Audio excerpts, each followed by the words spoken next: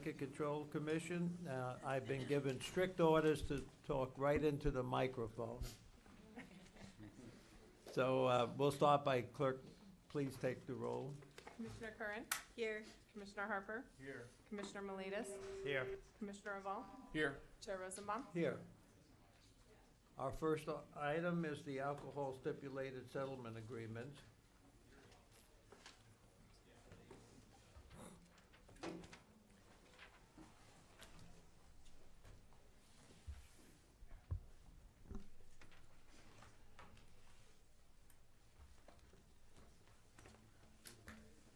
Good morning, Chair Good Rosenbaum, morning. Commissioners. I am Andy Chiller with AT&P, and I'm here to present for your ratification the stipulated settlement agreements as detailed in your packet for 5 liquor law violations, and I will be happy to take any questions.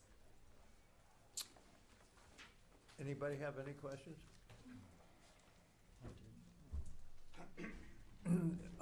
Do we vote on these all at the same time, I assume? Because I want to vote no on, and I want to vote no, not because it's going to make a difference with anybody else, but on number 4, the Whammy Bar, and number 5, the Grind Gentlemen's Club. You know, I've been, Sure. yeah. Could we pull those out and have a discussion about those? Yeah, we can. I just wanted to go on the record of Right. voting no on it. That's, and I want to give a statement as to why. Let's pull those out and vote on, let's see, anybody have anything on any others? The other issue is the new license. Is that part of that? Sure. Yes. Is it more appropriate to have our presenter give us a synopsis of 4 and 5? Well, that's, Four? you know, that's fine. We can do it either way. That's why I asked the question. Okay. I'd be happy to give a summary of both. I can start with Grind Gentlemen's Club. So this was a fairly new business. The inspectors went out just to do a routine premises check. While they're in the parking lot speaking to the licensee's security staff, an individual from the neighboring business, which is Fortune Star, which has some issues of its own, an individual came onto the parking lot and basically began accosting the inspectors. And the security staff that was with the inspectors at the time did not take any action to stop that or stop the disorder or remove the individual from the premises. And in discussion with the inspectors about his responsibility in that situation, he expressed some confusion about what their responsibility was in the parking lot and expressed that this person wasn't a patron of the business. He had wandered onto their property from another business, and he was under the impression that it wasn't their responsibility to intervene in that. During the course of that conversation, there were several individuals who left the premises, the licensed business, and got into a very raucous verbal altercation with each other, ended up getting into their cars and driving at each other in the parking lot.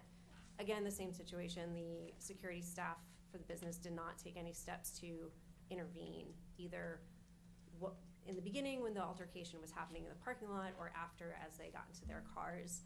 The inspectors got in touch with the licensee himself and discussed the problems, clarified what the security staff's role was as far as activities in the parking lot, the importance of preventing disorder, the importance of intervening in these situations and attempting to de-escalate and control the situation, and in the process requested video of the incidents that had happened from their security surveillance system. And they made an appointment to return to the licensed premises to pick up that video. When they returned to the premises, they observed additional disorder. There was an intoxicated individual on one of those electric scooters, the bird scooters that they had for a while in the city, riding around the parking lot, and at one point nearly hitting a car entering the premises parking lot. They got into a verbal altercation. The security staff present at that time was the same thing, did not intervene, did not take action to stop that disorder or prevent further disorder. And further, the video that was requested from the licensee was no longer available. The licensee explained that he was under the mistaken impression that their video was stored for 2 weeks, when it was actually only stored for 1 week. So the video that the inspectors had requested was accidentally recorded over and no longer available. And you want to go over number, Can we finish this one first, Chair? sure. My concern is that the business owner has accepted responsibility, and Chair, you have a question in regards to them accepting the fact that this did happen, or are you saying you have some more information that could change our commissioners' minds in regards to this case? I'm not saying either one of them, Commissioner. What I'm saying is that I've been looking at these cases for the last year since I've been on this board, and there's a lot of situations where I believe that first of all, a license is a privilege, it's not a right. And I believe there's a lot of situations where we're kind of hampered in the fact that we can't perhaps give a bigger fine than we should be able to give on some of these. I want the message across that at least as the chairman of this commission is very much concerned about repeated offenses. And when you get a new case where you have new owners and you have this type of situation, it's gonna happen again. And it's gonna happen the second time and the third time. It's just in my opinion, that's all it is. So when I read this and I see the conscious effort that they really didn't do, I just going to vote no, because I want known to the staff more than anybody else, and it's only my vote. I'm not asking or suggesting anybody should vote any differently on this, Commissioner. I'm just telling you that I want to vote no on some of these because I want the message out there that we have the opportunity and the obligation to become a little bit stricter on some of these things. And if that word gets out, not only in the alcohol field, but especially in the marijuana field, I think that's a good thing, not a bad thing. I'm not interested in taking anybody's license away unless it's so obvious that it should be taken away. But I am interested in creating a little bit more pain for people who obviously get into situations in which they could take a little bit more care and interest in the protection of their rights as a licensee. That's all I'm saying. I don't see why we need to differentiate the five. In regards to Grind Gentlemen's Club, since the business accepted the infraction, and so these rules and enforcement numbers, we've already approved, and it's a different type of area if you feel that this premium or the amount that the licensee is penalizes needs to be higher, but I don't think this is a time or place to. It doesn't matter. What I'm saying, we don't have to differentiate at all. I'm just saying I'm going to vote no. Now you want to take the other three out? I'm going to vote no on Whammy Bar as well. So I think Commissioner Revelle said it right. All we have to do is take those three out, vote on it, and the other two we'll vote on it separately, and I'll vote no. Simple as all that. I'm not making any other changes. I'm just expressing my right to vote no. This is sort of unusual. I mean, we might- wouldn't do it prior to taking a motion or making a motion, but I definitely understand. So I understand your concern. In regards to this Grinds Gentlemen Club, I had a different concern. I believe that every business owner this isn't a privilege. This is a business decision. And I'm putting money down, so it's not like driving a car when I'm putting hundreds of thousands of dollars down. So I have a different viewpoint. How far out, in this case, there's two big concerns in regards to the video, I do understand that. The second one was a gentleman on a skateboard. He never entered this place of business. He's driving around on his scooter drunk. how far out from the door of the business is a business owner responsible for in regards to our cases here? So it sounds like this was in a parking lot. And was that parking lot owned by Grind Gentlemen's Club? Commissioner Harper, yes, that parking lot was owned by Grind Gentleman Club, and the text of the rule sets the boundary for what the licensee is responsible for. So the rule states that no licensee will permit disorderly activities on the licensed premises or an area the licensee controls that are adjacent to or outside the premises. So the key factor there is whether the licensee exercises control over the area. So in this case, with the gentleman on the scooter, the parking lot was part of the premises, and it's also the area that the licensee exercises control over. Okay, and the second, and the follow-up, Chair, is the fact that, is there in the alcohol business, is there a stipulated amount of time a video needs to be available for our enforcement team for us to review? Or is it, in this case, the owner of the business stated he had the footage but did not prepare it? Commissioner Herbert, right, there is no requirement for alcohol licensees to maintain video footage.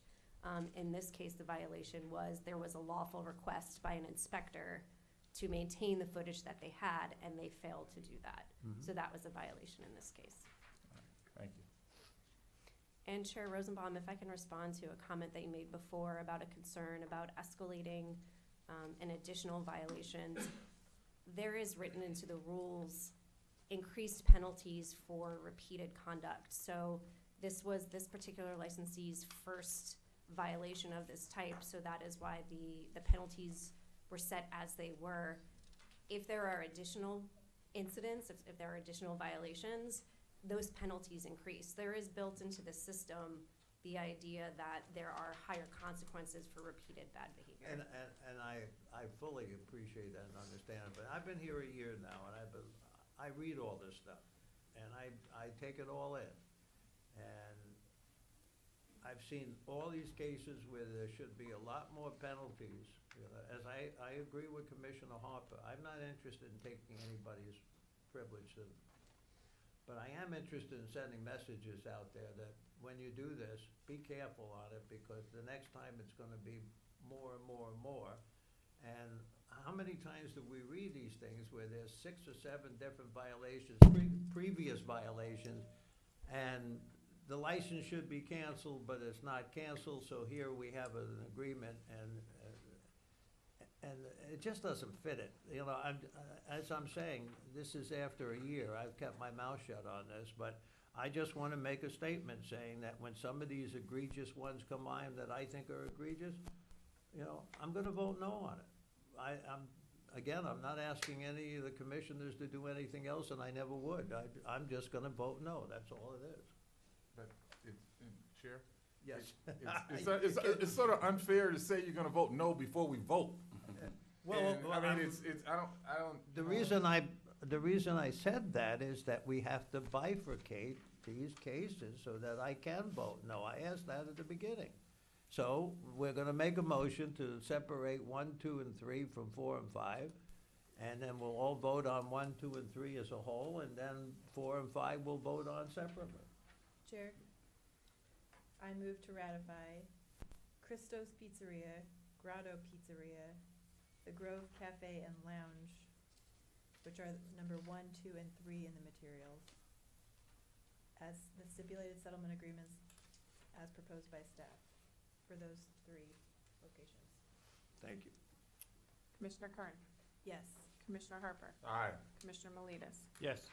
Commissioner Reval, Yes. Chair Rosenbaum. Yes. Chair Rosenbaum, Commissioner? I move to ratify the 2 stipulated statements such as the Whammy Bar and Grind Gentleman Club statements, settlement as agreed upon by and proposed by staff. Commissioner Kern, Yes. Commissioner Harper. Chair, is there an opportunity for questions? With this motion made, can I ask another question? Of course, I would never stop you from asking anything you want.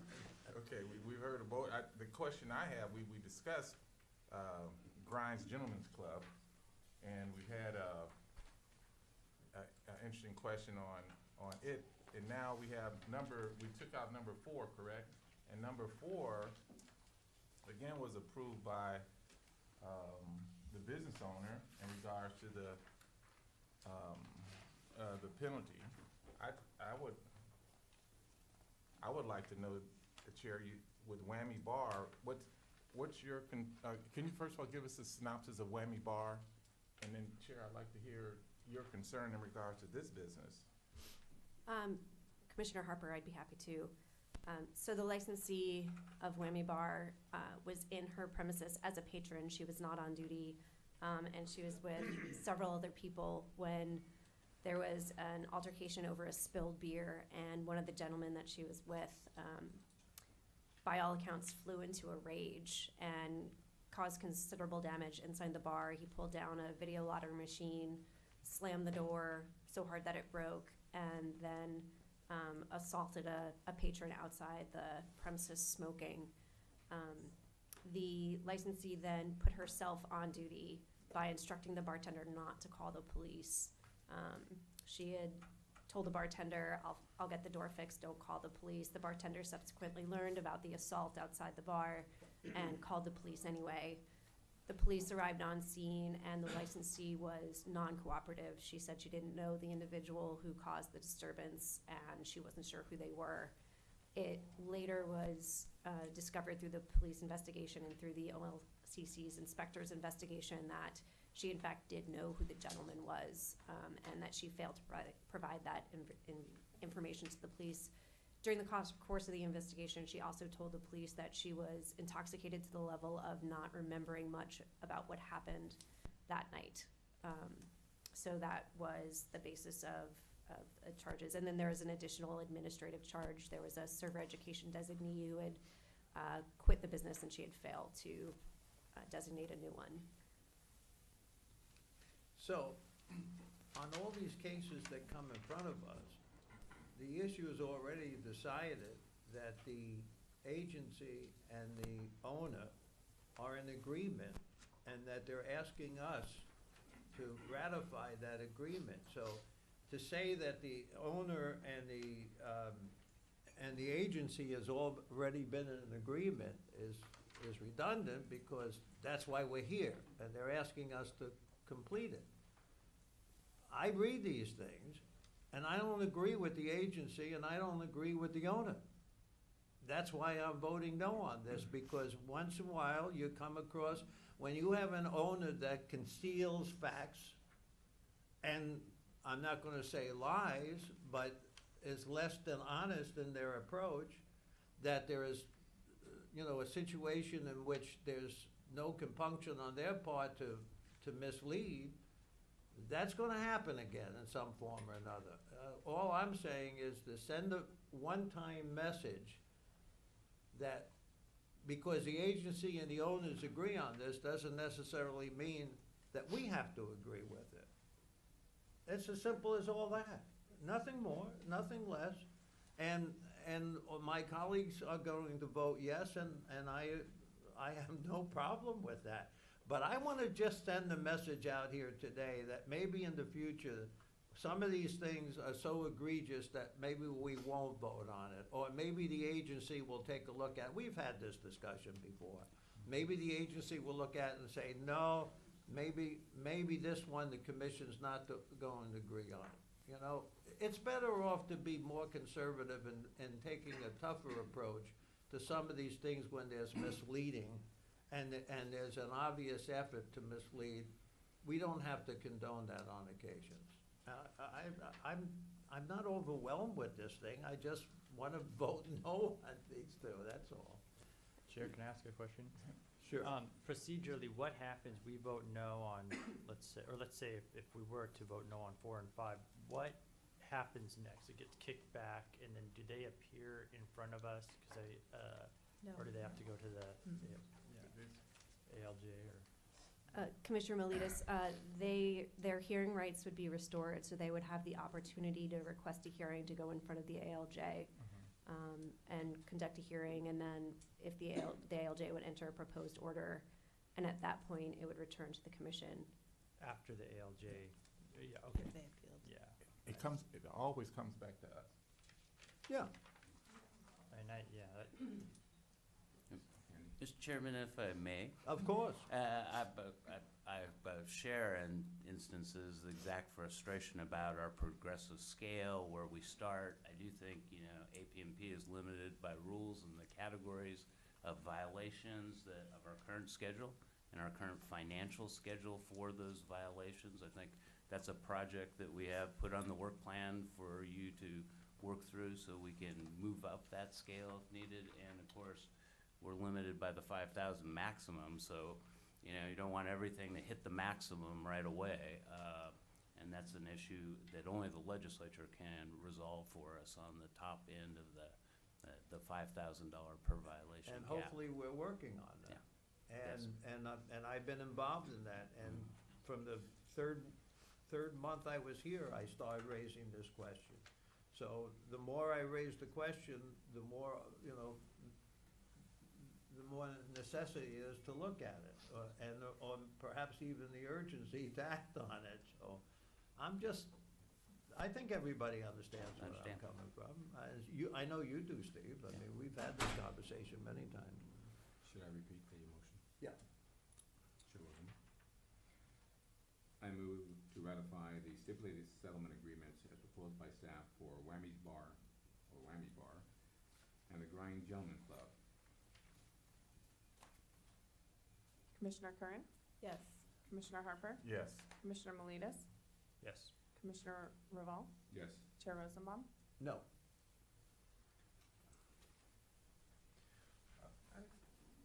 Question. Chair. We're done with that, Harp. I know we're done. We're done. I'm sorry. We have a new person at our desk, and there hasn't been a formal introduction. Oh, well. So I mean, people are looking and saying, "Well, who's this Go ahead. new commissioner?" No, that's not my role. That's not my role. That's not my lane. New chair. Where's the bio? You're supposed to have. I that. was, I was going to do that at the end, but it. No, you gotta do it at the beginning, sir. Well, since you put it that way, we are gonna do it at the end, thank you. Chair rules. Let's go on to marijuana.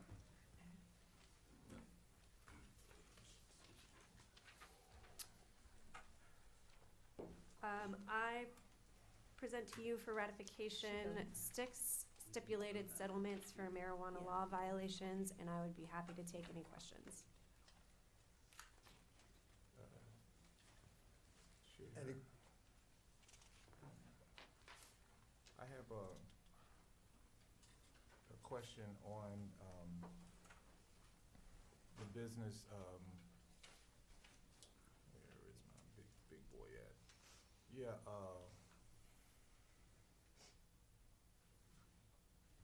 in regards to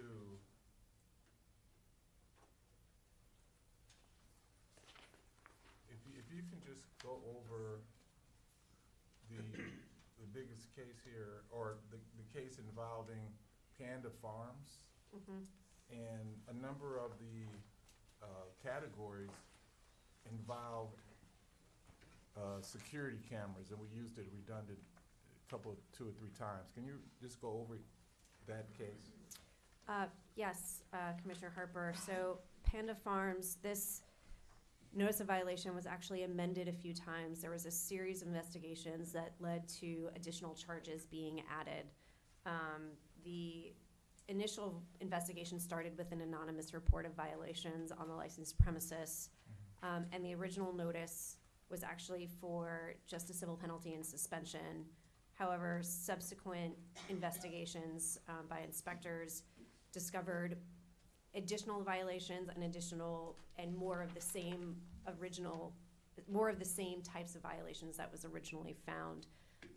Eventually, there were, I think, a total of 9 violations that were discovered, and that was then, the penalty was aggravated to seek cancellation rather than instituting a suspension or civil penalty based on the aggravating factor of having so many violations, it indicates a failure to be able to control the premises or exhibiting a disregard for the law.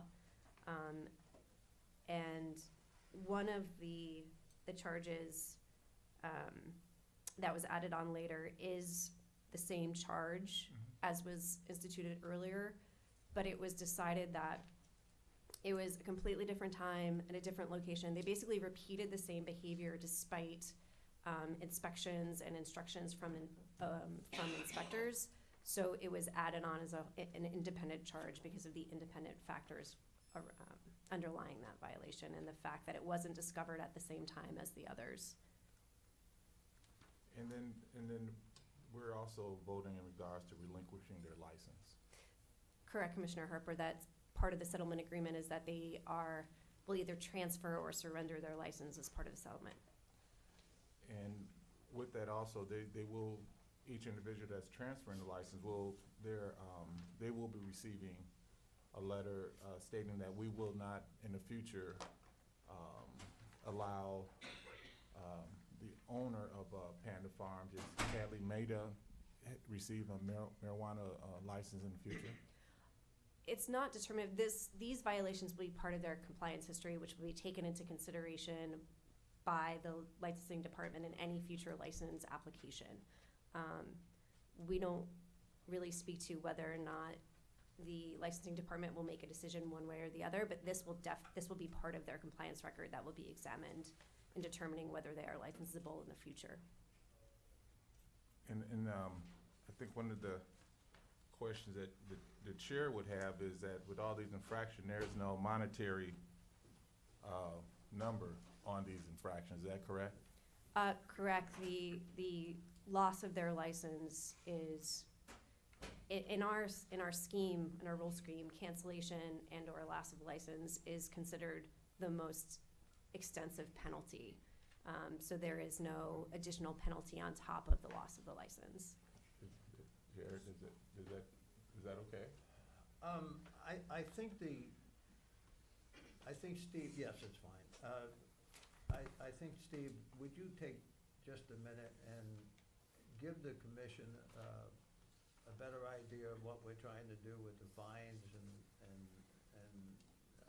especially in the legislative process? I know you're squinting your eyes, but try it. Yeah, I'll give it a whirl. So one thing, the limitation on 5,000 puts our scale pretty low. This would give us the opportunity to, at lower violations, reach higher fines, and for serious violations where we don't want to put them out of business. It might be correctable, but we think it's serious enough that we would be able to charge higher levels per violation. I'm not sure. A lot of agencies have civil penalty authority broader than ours. In the wine legislation that they're considering, that's related to more, not sales and services issues, but more enforcement around commerce of the wine business. They have a $25,000 civil penalty authority for us, and that legislation should have passed. So it's a different way of thinking about your fines and punishments and opportunities. I just think the commission needs a higher range of financial opportunity and then to gauge the rules the way you want them to fit within that. I do think, the progressive scheme we have in the rules is rational and good.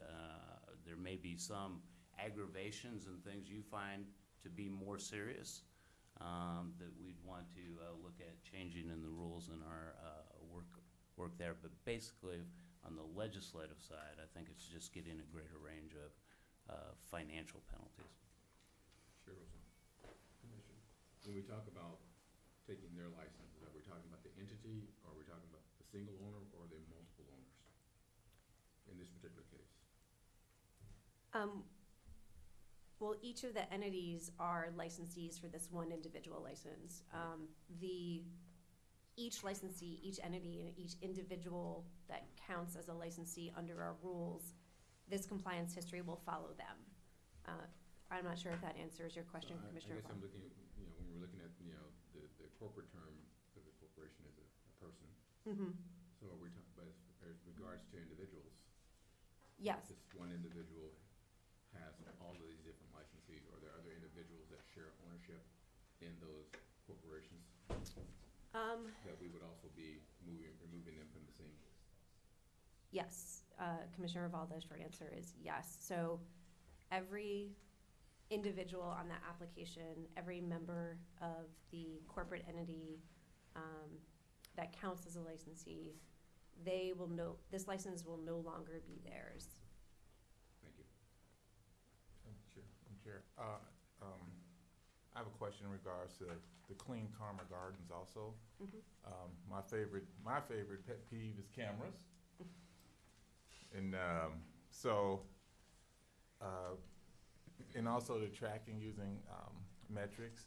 Can you just give us a review of this case? And I see the penalties in cannabis is much higher than in alcohol, but that's not my question. My question is in regards to the misplacement and the lack of the ability to stipulate where this product is at. So can you go over Clean Karma Gardens and give me an idea of the penalty we came up with was close to $8,000. So I just need an understanding of that. Yes, Commissioner Harper. I think the original proposed penalty was $3,630. There were two Category 3 violations with one aggravating factor, which adds 2 days to the penalty. The inspection was instigated by a complaint that we received from the Office of Neighborhood Involvement from the City of Portland that they had failed to get proper licensing from the city. When the inspectors went to the premises, they found an incredibly disorganized premises that was, I think, in a state of disarray. There was untagged product in locations that didn't have their metric tags, and there was, in the upstairs grow room, there were only 2 cameras for a fairly large space. So they did have cameras, but it was insufficient to cover the entire area in the area where they were growing the marijuana. In this particular case, the inspectors worked with the licensees, and they were actually able to fix all of the compliance problems within a few days. So they undertook a significant effort to work with the inspectors to address the problems that were identified. And I really love the way you said that, because that involved education, not a penalty. So, and go ahead, because cameras and education, I'm all for. Right. Okay. And I think that is, Commissioner Harper, that is part of the mission of the inspectors also. There's the enforcement piece, but there's also, they do a significant amount of work to educate the licensees as to what the rules say, how to comply with them, what actions to take. And so I think this case is an example of them working together and collaborating to fix problems that were there. Chair, I find a lot of the marijuana cases, the majority of the businesses from the onset had a lot of legal representation. And this is an egregious case in regards to being unorganized with a product that is not only regulated, but has a high incident of, in regards to testing and all the things that we hope doesn't affect this product if it's open, you know, to people in the public having an opportunity to touch. So I really appreciate that one. So I appreciate your observation and your work with our enforcement team. Thank you. Chair Rosenbaum. Commissioner? I move to ratify the 6 stipulated settlement agreements as proposed by staff. Commissioner Curran? Yes. Commissioner Harper? Yes. Commissioner Melides? Yes. Commissioner Reval? Yes. Chair Rosenbaum? Yes. Chair Rosenbaum. A few years ago, I'm kind of the historian now, we talked a lot about, I know I'm old, we talked a lot about how we would look at rules and regulations for the new endeavor that we're all involved in, as well as our existing. I think what we're seeing now is a frustration level on everyone's part as we are now doing double duty. That double duty entails keeping the state of Oregon and our citizens safe while trying to train people who apparently are uneducated in the world of business in whatever endeavor they've gotten themselves involved in.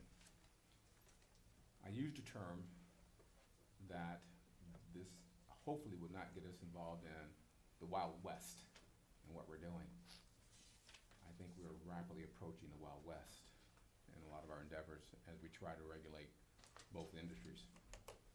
I think it's important for those who are in the audience to understand that if you have colleagues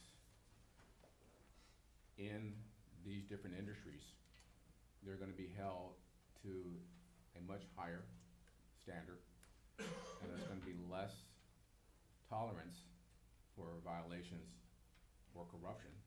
You make the choice yourself in the future. So I hope that the word goes out that we want a legitimate, well-run, safe industry because of the responsibilities that we all share. And as Harper loves to say, if we need to go from good cop to terrible cop, I'm your guy. Well, thank you very much. I couldn't have said it better. Thank you, Commissioner. Thank you.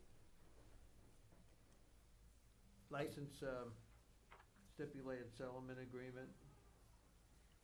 Yes, so I present for your ratification one licensing stipulated settlement agreement, and I would be happy to answer your questions. Anybody have any questions? Just a note of correction in regards to the one-year period from November 4th, 2018 to November 3rd, 2018, if you can just put a 9 on there. Yeah. Is it November 2019 yet? No. So can you No, give me an idea of the Commissioner dates? Harper, that's right. It would be November 4th, 2017 to Ah. November 3rd, 2018. So I apologize. It's a typographical error. Chair? Is there, is the, so, is anybody here from Odds Are from this company? I don't believe so, Commissioner Harper. And then, in regards to, did this case ever come in front of us prior to this? I don't remember Odds Are. I don't remember this company. Commissioner Harper, this is a new application for a new liquor license at this location. So this was worked on by the licensing department and then came to APMP to process, and this we worked with the applicant to reach a settlement. So I don't believe this was in front of the commission before. Okay. So what was there before this? Chair Rosenbaum, I actually don't know what was there before. So this is really interesting. Let me just read this out loud. Does Matt know? Applicant sought a full-on premises sales license to operate and I don't understand, I've never seen, a one-room restaurant. I don't know how they talked about it. If our new commissioner was allowed to speak and voted this, that's what I would be asking her.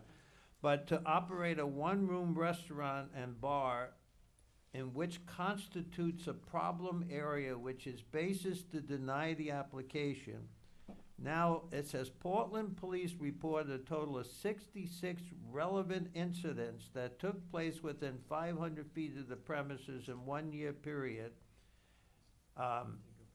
8 liquor violations, 11 disorderly conduct, 11 aggravated assault, 26 simple assault, 4 drug offenses, and 6 trespasses.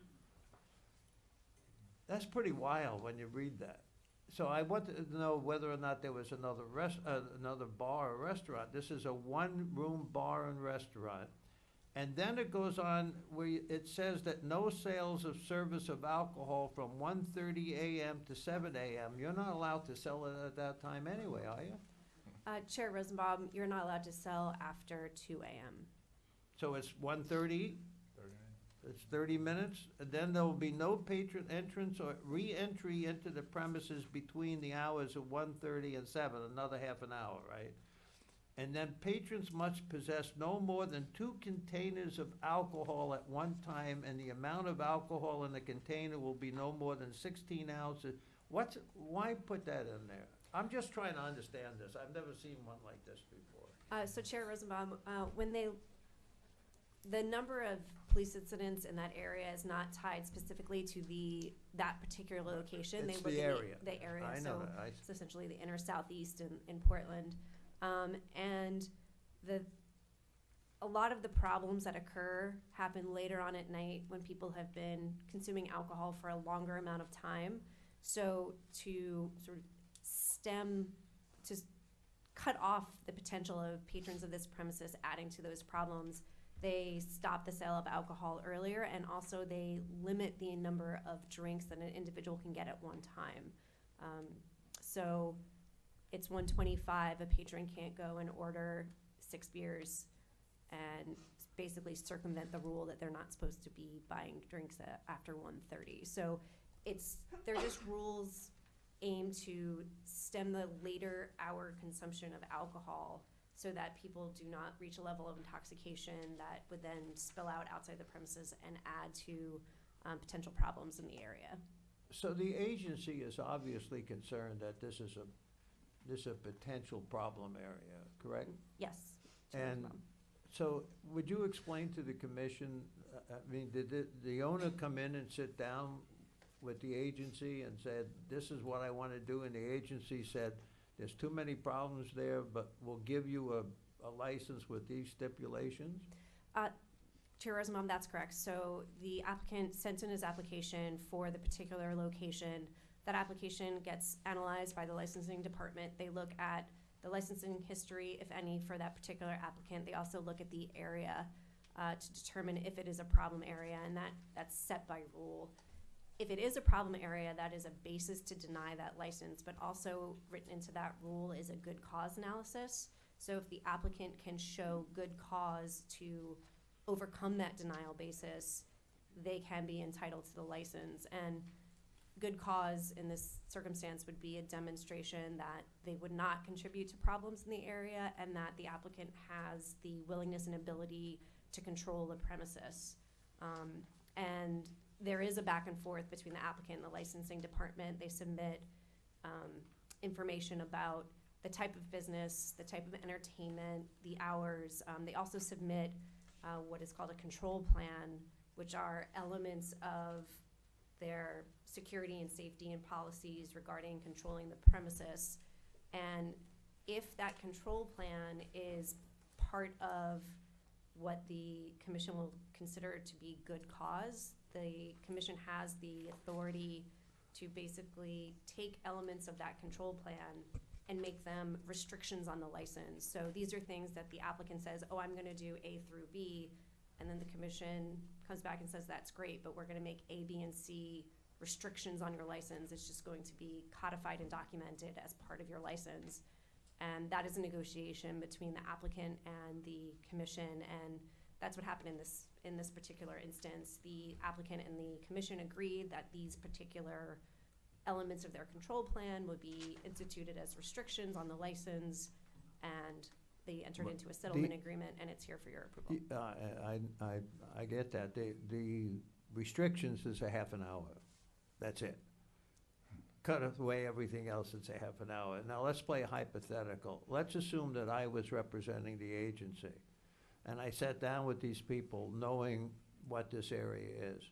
If I came back and said to them, this is a highly dangerous situation, we understand we're gonna give you the right to do it. The first time you have a Class 1 violation within here, your license is automatically revoked. Why wouldn't you do that? By rule, Maybe by rule or by statute you can, I don't know. I'm fully cognizant of that. Go ahead. I believe violation of a license restriction is categorized as a Category 3. Oh, it is a Category 1? It's a Category 1. So it is by rule considered to be serious, and so if they're found to violate a license restriction, they would be facing cancellation. And so if I asked you in your position that you would let this commission know if there's any violations within the first year of this organization, would you do you have a way of notifying us so that we can keep track of this? Chair Rosenbaum, Commissioners Tom Mott here from AP&P. I'll just step in. If if a restriction violation was to come to light and inspectors were to find out about it, then they would prepare a report and send it to administrative policy. My point is that I want this commission to know about that. And the reason why I want is that, we're gonna pass this thing, I assume. I'm gonna vote for it. I've never seen one like this before. I've only been here a year. But I also wanna know if, what happens with this one. I'm interested. So if there is a violation, I just wanna know about it Chair, within the next year. I don't know the answer to this, but my guess is that because we are part of the process, that we can't be notified of this if we're going to possibly be ruling on a stipulated or voting on a stipulated settlement agreement, or if there isn't for example, if it goes to hearing, we can't know about this before. I wonder if there would be a Why conflict. not? Commissioner Curran, that's No, I correct. know, I understand your I would point, say- but why not? And we're just being informed that there is a violation. We're not asking to move, to rule on I it. don't know the answer, but my guess is that it would be similar to hearing a case at the Court of Appeals or the Supreme Court before it's tried in trial court. We can't know the facts before, but I don't know, maybe there's. But, and, go ahead. We better Yeah, let maybe him there. answer. Hey, there you go. Thank you, should Chair be- Rosenbaum. Commissioner Curran, Stacy Posgay, DOJ, for the record. Commissioner Curran is absolutely correct.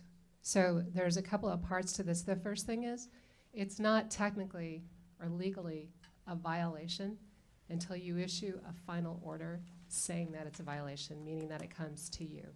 So if the inspectors discover there's some sort of violation, like any other violation, they would be given their opportunity for a hearing to contest that.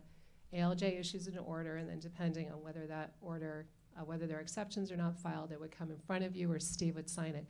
But in the same way that you are not informed of any of these other proposed violations until it comes to you, for those same reasons you wouldn't be informed for these, because you are ultimately going to be the fact finder and the decider issuing the final order. So in a sense, it might be ex parte communication that you're given before you make that final order. It's just, it runs the exact same course that any of these other contested case hearings do. So it separates you from the administrative process and maintains the integrity of their opportunity to challenge the violation, and then ultimately your deciding making authority. And it would run this way not just with OLCC, but with any state agency.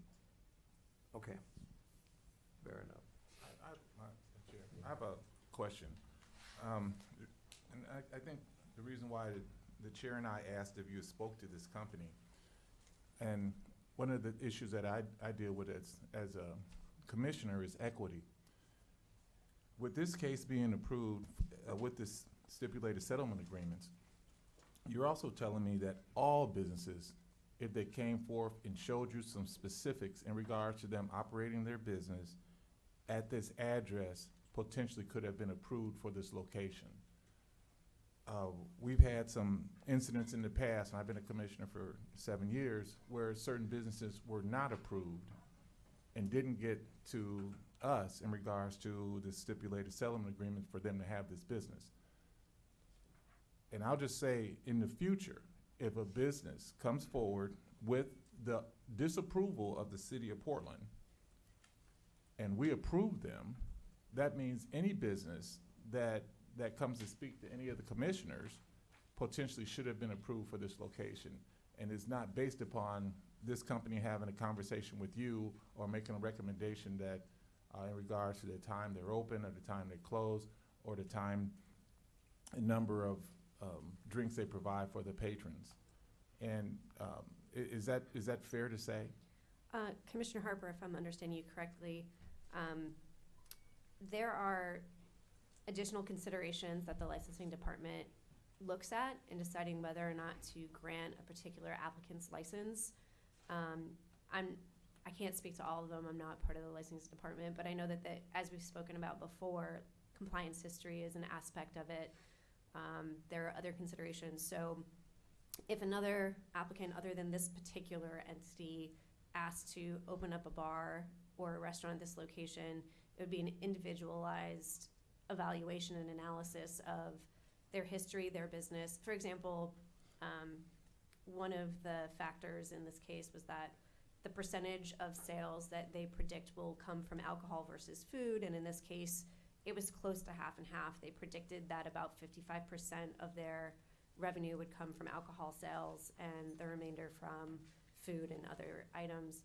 If another business comes forward that is either a nightclub or is mostly a bar, not focusing on food, doesn't have as substantial menu items, those are factors that the licensing department would take into consideration. So it really is an individualized, the problem area is one aspect of the application that the licensing department examined, but it would be the business as a whole and several other factors that the licensing department would look at to come to a final recommendation as to whether to issue a denial or issue the license or issue the license with restrictions.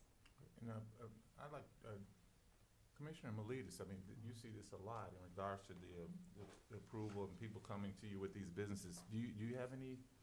Yeah, I mean, I really appreciate what you say. It's tricky because they're almost a different class of business in some ways, and we have to look at them like that. I think where you see a lot of violations, you see a lot of activity. I don't even know that necessarily reflects.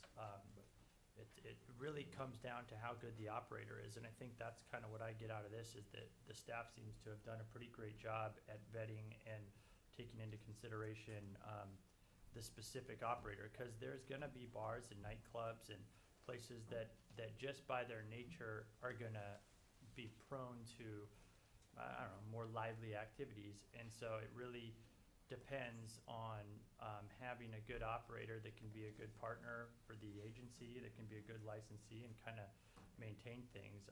And this area in particular, I mean, it's right there on Grand, it's right there over the Morrison Bridge, so a lot of bars in that area, and there's just getting more and more. So I think that the 1:30 thing is interesting because it does sort of stagger, frankly, the way that people get out when everybody pours out at 2 or 2:30 when the nightclubs close. That can be tough. So I think that a lot of these things that seem quirky are kind of just from being in it for years. I think they have their precedent, and I frankly think they did a good job with this one. But it's good to have these discussions just because it sort of gives a context to why the decisions are made. But yeah, I'm in favor of this one, frankly, and I'm happy to chat more on kind of my general thoughts on it. But it's almost like this should be a separate license class for high volume bars and nightclubs and stuff like that, because it's a different animal altogether. So.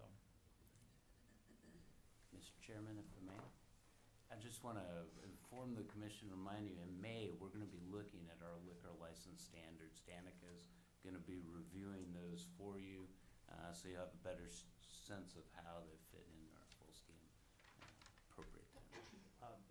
My final comment is, my gut reaction in my stomach says that I should vote no on this, but I'm not gonna do that because the person has the right to have an opportunity to make it a success, and I'm not gonna say no to that. But the reason why I asked for the follow-up is that if this is a good example, if this thing fails miserably and we have another one under similar circumstances, then I would vote no on it. But I'm not gonna do that this time around. That's why I asked for it. I understand the reasons why we can't, but if there's a notification in the newspaper or something to the effect that there's a violation of it, maybe that's what I'm asking for too. I just wanna I wanna follow up on this one. I made a note on it. Yeah, I'm fine. Chair, Yes. I move to ratify the license, the restriction stipulated settlement agreement for Odds Are as proposed by staff. Commissioner Curran, Yes. Commissioner Harper, Yes. Commissioner Miletus, Yes. Commissioner Revel, Yes. Chair Rosenbaum. Yes. Okay, bottle bill. Safeway. 10 cents.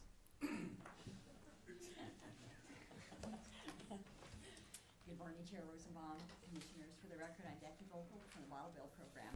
This morning I have one stipulated settlement agreement for a bottle bill violation. You got an easy job. don't think we've discussed them.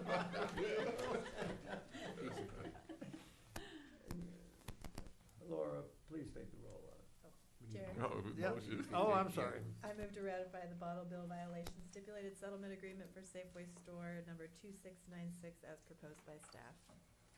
Commissioner Curran, Yes. Commissioner Melides, Yes. Commissioner Harper, Yes. Commissioner Revolt, Yes. Chair Rosenbaum. Yes. Thank you. Brian, you're up.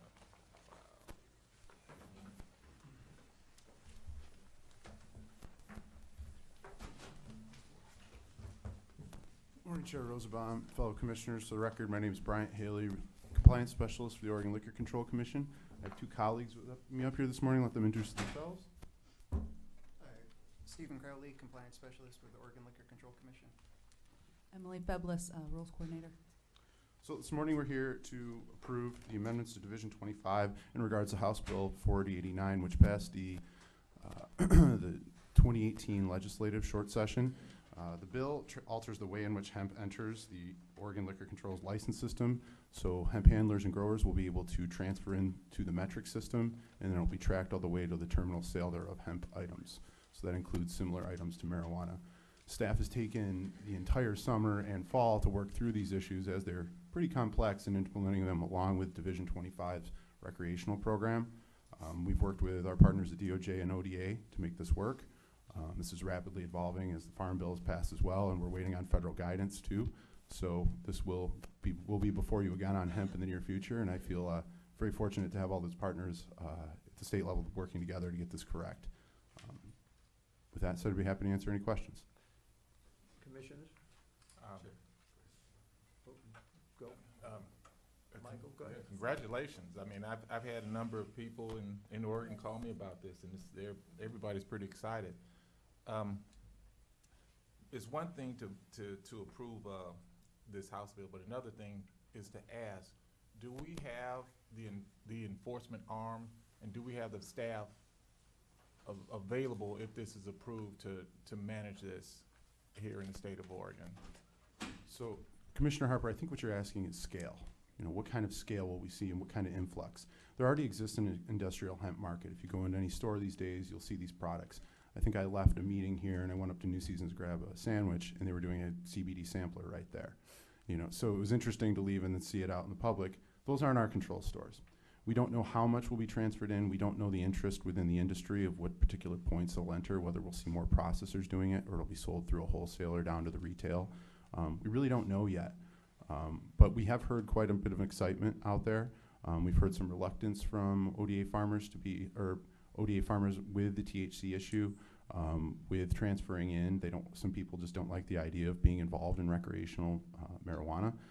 So we're kind of at a wait and see where this comes in. Chair, and we had there was a news report that had a couple of politicians eating, they weren't eating a hemp product, or they're eating a donut. Yeah. Was that legal, or can we? So, Commissioner Harper, I thought that may come up. Yeah. So CBD is taken from hemp. It's also taken from marijuana. They're both in the cannabis family. So with that, you know, where it came from, we're not sure. However, they usually are purchased from both in-state and out-of-state sources, as CBD can be transferred to those providers of any product, really. Okay, and then outside of the motion and motion and the presumed approval, in regards to this, why isn't cannabis in regards to outside of just the product, how is it that cannabis is not in restaurants or donuts or anything like that? Can you share with me, just for my own personal knowledge, in regards to the production of cannabis and hemp, how is this hemp product is it potentially going to outpace cannabis? Or can you share with me a little bit about that? So, Commissioner Harper, just for clarification, when we're talking about hemp, we're talking low THC cannabis. When we're talking about marijuana, we're talking a higher concentration of THC. And that's the whole point. I mean, really the differentiation is that. Now, cannabis with hemp exists in an entire other commerce stream. I think the chair has brought up before dog food to all sorts of distillates, lotions. When we originally took on these rules the first time in regards to hemp, we had someone come up here in front of the commission and lay out a whole box of products that they had purchased at Clackamas Town Center. At that point in time, those were coming in through other commerce streams from Canada and China. Those were the bigger providers of these hemp products. But now with the passage of multiple layers of legislation to allow hemp to be grown in this country, we're starting to see different strains coming in. We're starting to see different ways in which it's entering these markets. So it's a stay tuned and what people want to put this in. The donut thing, sure, that's new. Really we're trying to see where this is going to go. It's in beverages. The most popular one, though, I think, is lotions. So, we're waiting and seeing on what these products are going to come. Now, coming into our stores, what we've seen from the limited program that we have is pretty much synonymous items with marijuana items.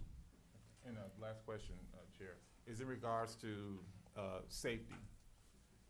Is hemp going to have a higher level in regards to pesticides and in regards to safety, in regards to testing outside of cannabis, or is it going to be equal? So Commissioner Harper, any products coming into our system have to meet the same rules as the rec program currently. That was the whole push of this. Okay, thank you. And let's tax it too. When do you expect rules to come from the feds? Chair Revolt. Not. Chair Revolt. Commissioner Revolt. Chair Rosenbaum. Commissioner Revolt.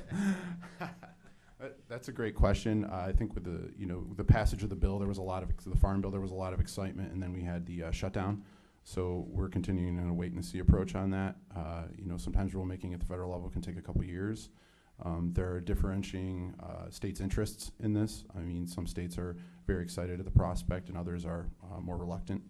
As you watch the news out there, on that, you will see that play out. I think we've talked about 2 to 5 years, maybe, but that's a maybe, and stay tuned. Thank you. Chair. Commission. Thank you. I'm going to piggyback off of Commissioner Harper's comments, and I was just wanting to get your feel and the agency's feel for the enforceability and some of the practicality of some of these rules. Are there any concerns that it's going to be difficult to enforce some of these rules? I just get a sense that when I'm looking and reading through some of these, that they might be, it's not going to be easy to see sometimes what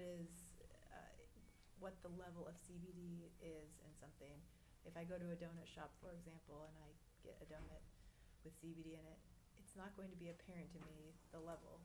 And so I wonder about if this explodes into every donut shop and every Mary Kay makeup store with lotion, or wherever we're talking about. If this explodes, are we going to be in a position where it's going to be difficult to enforce the rules as they've been laid out here? Is there any concern about that? Sure, Commissioner Kern. I think it comes down to, again, the two different streams. I mean, there's the external market of all sorts of products, donuts, lotions, all that stuff. It could be in Walmart to your local natural food store. Then there's within our market, which are our rec stores. Everything coming in to these retail shops and everything flowing from the wholesalers and the processors will be in the metric system. So it'll be tracked alongside. Now, differentiating out the products, certainly. I mean, we've heard anecdotal stories of people concerned about, will they pass a urinary analysis after taking these products? Products outside of our control, we have less knowledge about. I mean, products inside our system certainly have to meet some testing standards similar standards, the exact same testing standards that recreational marijuana items have to meet as well. So again, I can't fully see into the future on this, where it's going to go. But there's also been breweries who've done CBD beers and have asked us about that. That's a TTB call for their formulaic approval, and they have to deal with them on that. And personally, I think it's a gimmick, but we'll see. We'll see where this lands, I guess, as much as I can tell. That helps to clarify things. We're concerned with only those things that are going to be in our agency, within the scope of. We're not concerned about all of the outside of the agency, outside of the. Chair, if I may, Yes. That's true, and Department of Agriculture actually regulates hemp and is growing in the state of Oregon. on the enforcement side, these products look just like marijuana. Mhm. They're the same packaging, they're used in the same way, which is a confusion. So on the enforcement side, you know, we saw a truckload of 7,000 pounds get arrested in Idaho. I'm still not clear, that investigation's going on, but I think it tested out, they were testing it out, I think it was hemp, but in Idaho, apparently hemp is still regarded as cannabis and illegal in that shipment. So they're working on interstate commerce issues, I think, around the new Farm Bill. But it does present confusion in the marketplace. And then the fact that the Food and Drug Administration has promulgated rules for safety, they don't have the same levels of testing for those consumables currently in the marketplace that you see. I think the FDA is going to be concerned about that, promulgating rules, moving up their safety standards. But as Bryant said, it's going to be a ways before they get there, and they'll be concerned with those general hemp products in the marketplace. And the fact, Steve, that we're looking at legislation to increase the enforcement for us, so. That's, Chair. Michael?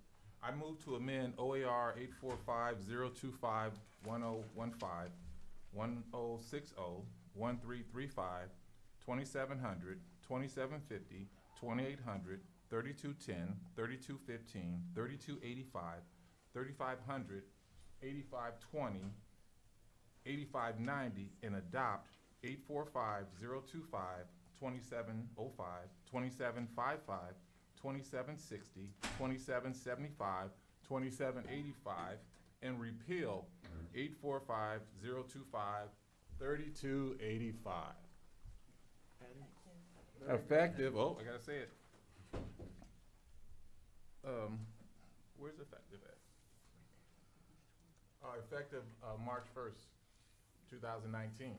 Before we take the roll, thank you very much, Yes. all of you. You did a beautiful, Yes. really spectacular job on this.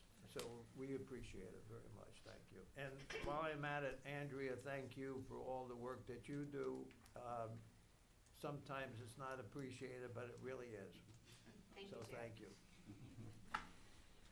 Commissioner Kern, Yes. Commissioner Harper, Yes. Commissioner Melides, Yes. Commissioner Reval, Yes. Chair Rosenbaum. Yes. Thank you much. Last but not least is retail sales agent. Jim? Actually, there's another side to your agenda. We got another side of the agenda. I want to introduce Deanna, but I don't want to do it until after the voting is done. Okay. Oh, I can do that before, yeah. I was just waiting until we do the voting issue. Sure. Good afternoon, Chair. This is gonna be a tough one. This is. For the record, I'm Brian Aker, District Manager of Retail Services, and I'm filling in today for Jim Helgett. Today, we have a quick, easy agreement renewals. We have 6 agents that have retail sales agreements approaching their expiration date. We come to you typically twice a year for these. The agreement states the commission will reappoint the agent to an additional term if the commission determines the reappointment is appropriate based on policy expressed in the Retail Operations Manual. These 6 agents have met the terms of the agreement at a satisfactory or higher level. Under the reappointment criteria, the following 4 agents are eligible for a 5-year renewal. 1109 Mike Singh, 1136 James Zatika, 1044 William Essig Jr., and 1223 Julie Sutherland. Under the reappointment criteria, the following 2 agents are eligible for a 10-year renewal of their contract. 1029 David Carton and 1095 Frank Messa Jr. Staff recommends the renewal of the agreements of these liquor agents as indicated. Do I have a motion? Chair.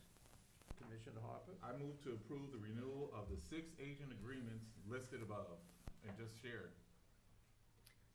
Commissioner Kern, Yes. Commissioner Harper, Yes. Commissioner Melides, Yes. Commissioner Reval, Yes. Chair Rosenbaum. Yes. And now, thank you. Thank you. And congratulations to them. Yeah, I'm not ready. 5 and 10 more years. Okay, now it's my pleasure, because before we get into the non-voting issues, we have a new member of the commission. Her name is Kiana Floyd. She is the owner-operator of Amalfi's Restaurant. Yes. And I just want to tell you that, very sincerely, Commissioner, you're most welcome. You could not participate today, and that's why I waited until the voting was over with. By the time the next commission meeting will be here, you'll be an official member of the commission. We welcome you, and you're a dynamic, bright human being who is going to be fantastic here. Chair, And we thank mean that. you. Thank you. Want to say something, you're welcome to, but if not, that's fine. No, it's a pleasure to be up here. It's an honor to be amongst these great commissioners. So I look forward to it. Thank you. Thank you. Let's see, administration. That's when he left.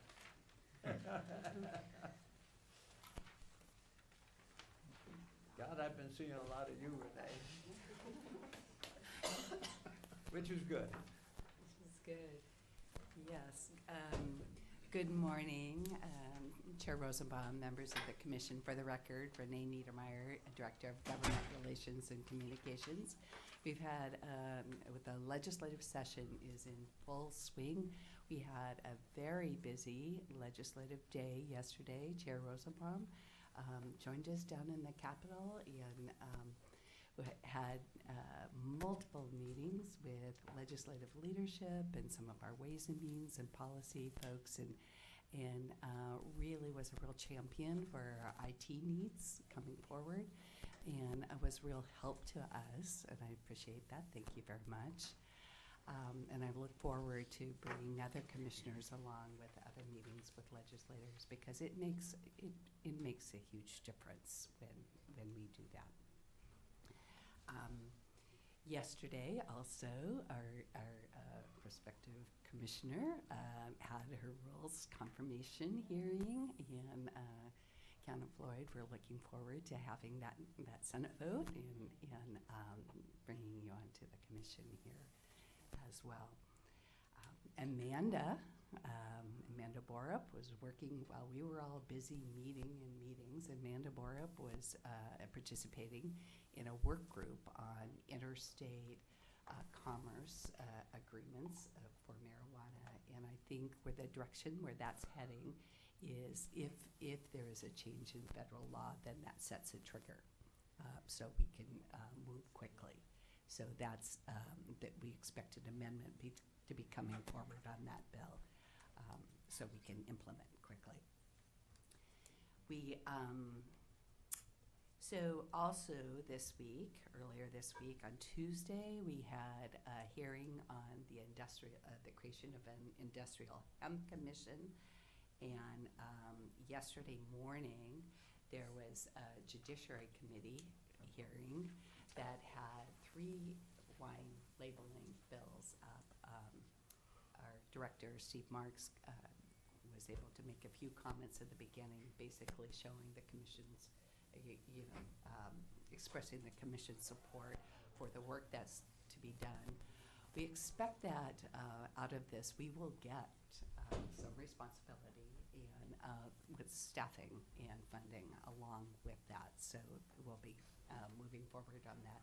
There is another set of wine bills that will be coming out from the Willamette Valley ADA, the Venters. And so the set of wine bills that we talked about yesterday were mostly on giving the commission expanded powers to do the work that we need to do to have oversight over labels and make sure we have collection of tonnage tax. The Willamette Valley Venter set of legislation, I think they're going to have about 3 bills, and that has to work through the process as well, is focused on the content of the bottle. And so that's something that the ADAs within Oregon need to come to agreement on, and they're working through that process now. Also yesterday afternoon, there was a hearing in the House Committee on Economic Development urging the federal government to take, in their rules process, to take stronger action on wine labels federally. Next week, we have a couple of hearings coming up. On Monday in the House Economic Development Committee, we have House Bill 2335. That's Representative Stark's bill that basically reduces the violation for a service permit violation from a misdemeanor to a fine. And our Director of Public Safety, Rich Evans, is going to be there testifying on that bill as well. And we work with Representative Stark to move that bill forward and get language for him. On Thursday, February 28th, is going to be Marijuana Day, I guess, in the Senate Business and Government Committee. There's several bills that are coming forward. Senate Bill 218 is the governor's bill that gives gives to the OLCC the authority to cap production or a moratorium on production, and so we're working with them, and that'll be a big responsibility should that come to the commission. But I think you will be prepared for it, and the staff will be working to help you on that as well. There are a couple of other bills. I think there's Senate Bill 365, and I'll just briefly go through them, which prohibits local governments from imposing system development charges on projects related to production, processing, or retailing of marijuana items. That's not necessarily our issue, but it is lumped in with all the other marijuana issues that we have. There's Senate Bill 382 that removes the 20-pound transfer limit of marijuana from medical, OMMP medical growers into the OLCC system. We actually do have a problem with that bill, because if it's unlimited, then the potential is, well, first of all, we already have an oversupply. But also there's a potential of our OLCC producers wanting to move back to OHA because their rules are less stringent than ours. So we're working with the legislators that are involved in that bill. Senate Bill 639, when I was here the last time, that was on public consumption, and that particular bill allows indoor consumption, an exemption to the Indoor Clean Act. At one point, I didn't think that was going anywhere, but recently, Elizabeth Steiner Hayward, who is the chair of our Health Committee, Senate Health Committee, signed on to that bill. So we will see what actually comes out of that. There is another bill in the House side that just allows outdoor consumption, and so it'll be getting a hearing as well. Sure. Yes. Renee, would these then lead to, for a better term, wine bar, marijuana bar type situation, indoor and outdoor? Or would this be less commercial? So I'm looking, would this be a commercial operation? Yes, Chair Rosenbaum, Commissioner Raval. The concept here is they would be licensed, that we would license these areas. And then, but in order for us to license them, they would also have local government approval. So it would go through the local government would have to allow it, and then we could license them. Would we gain, and perhaps it's not yet written, would we then gain public comment on whether or not these are going to be, just like a licensee would open up a restaurant or a liquor establishment? So now they don't have, and I think about, my community in which, in my opinion, the city council has totally abdicated their authority on business by allowing marijuana organizations to be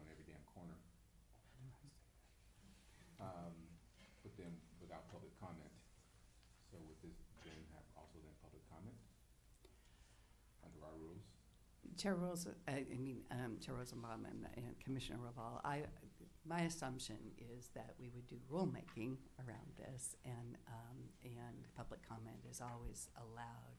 The question is, what can what's the denial criteria, and that needs to be set out. Okay, Chair. I'm interested in the legislation coming forward, the cap production language. We have a huge number of cannabis licensees that haven't even been reviewed. Can you share with me that you said the commission is forwarding information in regard to potential legislation to cap production? We have levels of licensure in regards to what they're eligible to do now. So share with me if it's across the state of Oregon, or is it per one operator, or is it the issue of leakage is so rampant? Chair Raval shares with me, is that an issue? Chair Rosenbaum, Commissioner Harper, this is the governor's bill, and what the concern is that how do you balance supply with demand within Oregon, and it's a very delicate balance. And as I've heard our director talk, it's you would have to take sort of a Federal Reserve approach to this, very tiny, small steps to tweak the process. So we have to be very mindful that there's a whole host of folks that are in the pipeline, and how do we deal with that? How do we deal with the folks that are already licensed and they may be going out of license? So there may be some ways that you can work to ultimately maybe reduce the production, yet still bring more people in.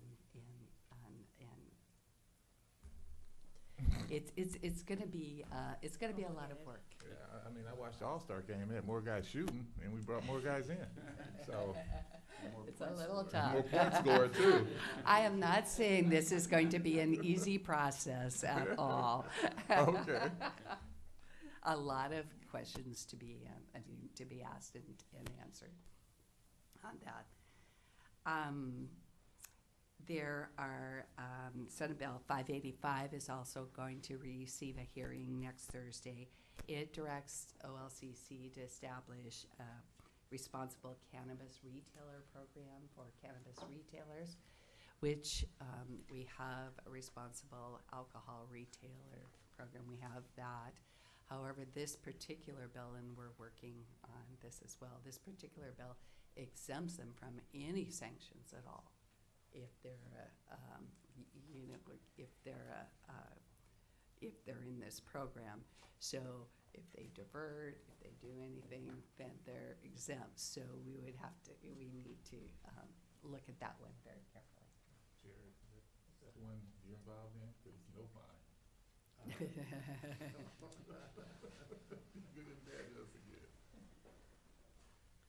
So also, I believe Wednesday, March 6th, we are going to have House Bill 2089. That was actually our original bill that allowed us to realize marijuana fees if they worked on a conditional permit, if they were open during a conditional permit. However, it was determined now that we have a new CFO and controller, and working with DAS, that we actually didn't need that bill. So Chair Lively is going to use that bill and use what's called a gut and stuff method, and he's going to put basically the same cap and moratorium language in that bill, just so his committee has an opportunity to have a discussion about supply and demand in Oregon. So that's going to be happening.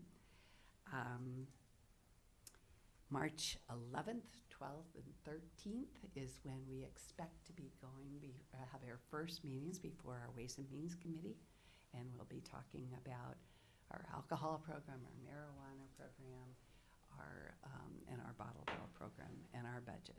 And so that's our first step in this process. well, our first step is actually meeting with legislators, which we're doing now, committee members. But that's our first opportunity to go before the commission. We've been hearing from some of our industry stakeholders that they want to come and support our budget, and so they'll have an opportunity to speak as well during that process. And then we come in for a second round with Ways and Means, and then the final budget is approved, and that's how that process works. The other item that could potentially give us a fair amount of work is, which I've talked about before, is Representative Doherty has a bill, House Bill 2523, which allows home delivery from our agents of distilled spirits. Our agents can already, if you look in the contract, they can use for-hire carriers, but for-hire carriers aren't really licensed by us. We approve them, but if they, for instance, don't check ID, or if there are problems with those deliveries, we have no other option except to not allow them to be a for-hire carrier anymore. So Rep. Doherty is interested in doing legislation that would have OLCC licensed for-hire carriers and have rulemaking and sanctioning authority on those deliveries. Commission? Anybody have any additional questions? Oh, I have a couple, and this is rapid fire. Is there any word this legislative session in regards to the OLCC taking over tobacco? Representative, not Representative. Do we I'm gonna really put you in want a different to? house. What's your vote and your money? Commissioner Arbor, I have not heard that this session.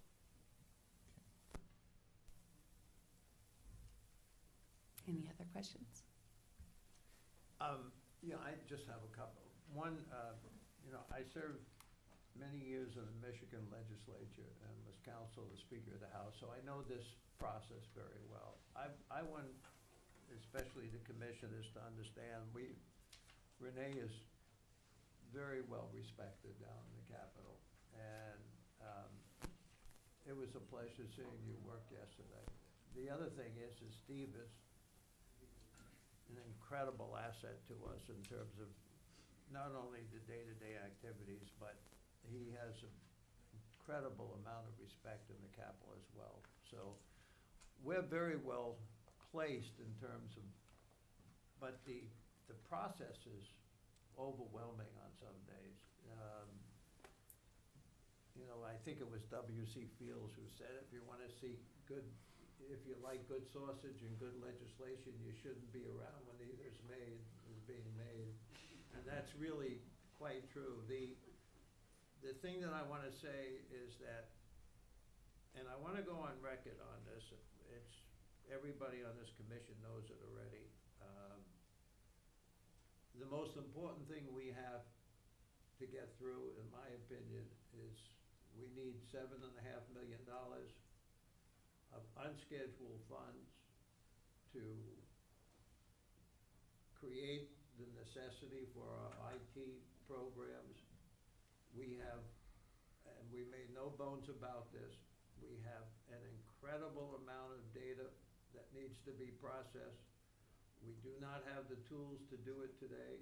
We have to have it done if we're gonna grow the way that we expect to grow. I think the legislature understands that. I hope it does. We've made our case very strongly about it, and if we don't get it this time around, it's another year, and it will be, I went on record, and I'm going to put a memo to record saying that if this money is not given to us and given to us now, we're in serious trouble, and everybody knows that. So I'm only saying something that's there, and I can't think of two better people to represent us down there. I'm not saying that, I mean it. I've seen them operate, and I just thank you very much for that. Thank you. It's a pleasure.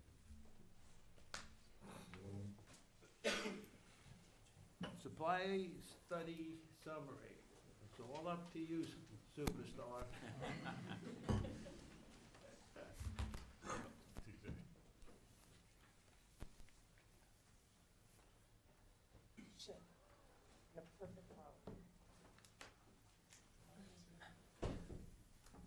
Yeah, I know.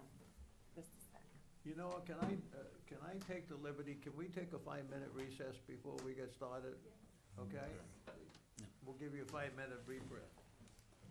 We're back, thank you. Yeah, absolutely.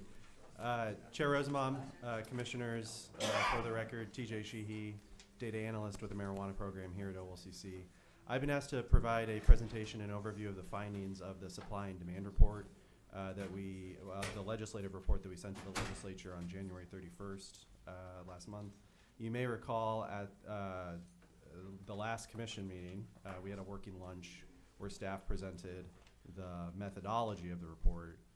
At that working lunch, the report had not yet been finalized, had not yet been submitted to the legislature, so it was premature to present the findings at that time. But now, having submitted the report to the legislature, it's final, it's published, and so now we're able to go through the guts of the report itself. So with that, I'll proceed through. If there are questions as I go, feel free to stop me and ask, or Since when haven't we been able to do that? So first, a brief overview of what the supply and demand study is. It's a report that comes as a result of a legislative mandate. So we are tasked by statute to issue a report every odd year on or before February 1st. I think intent being a legislative report on sort of the health of the industry for consideration during the long session. And so there was a prior report, the 2017 supply and demand report.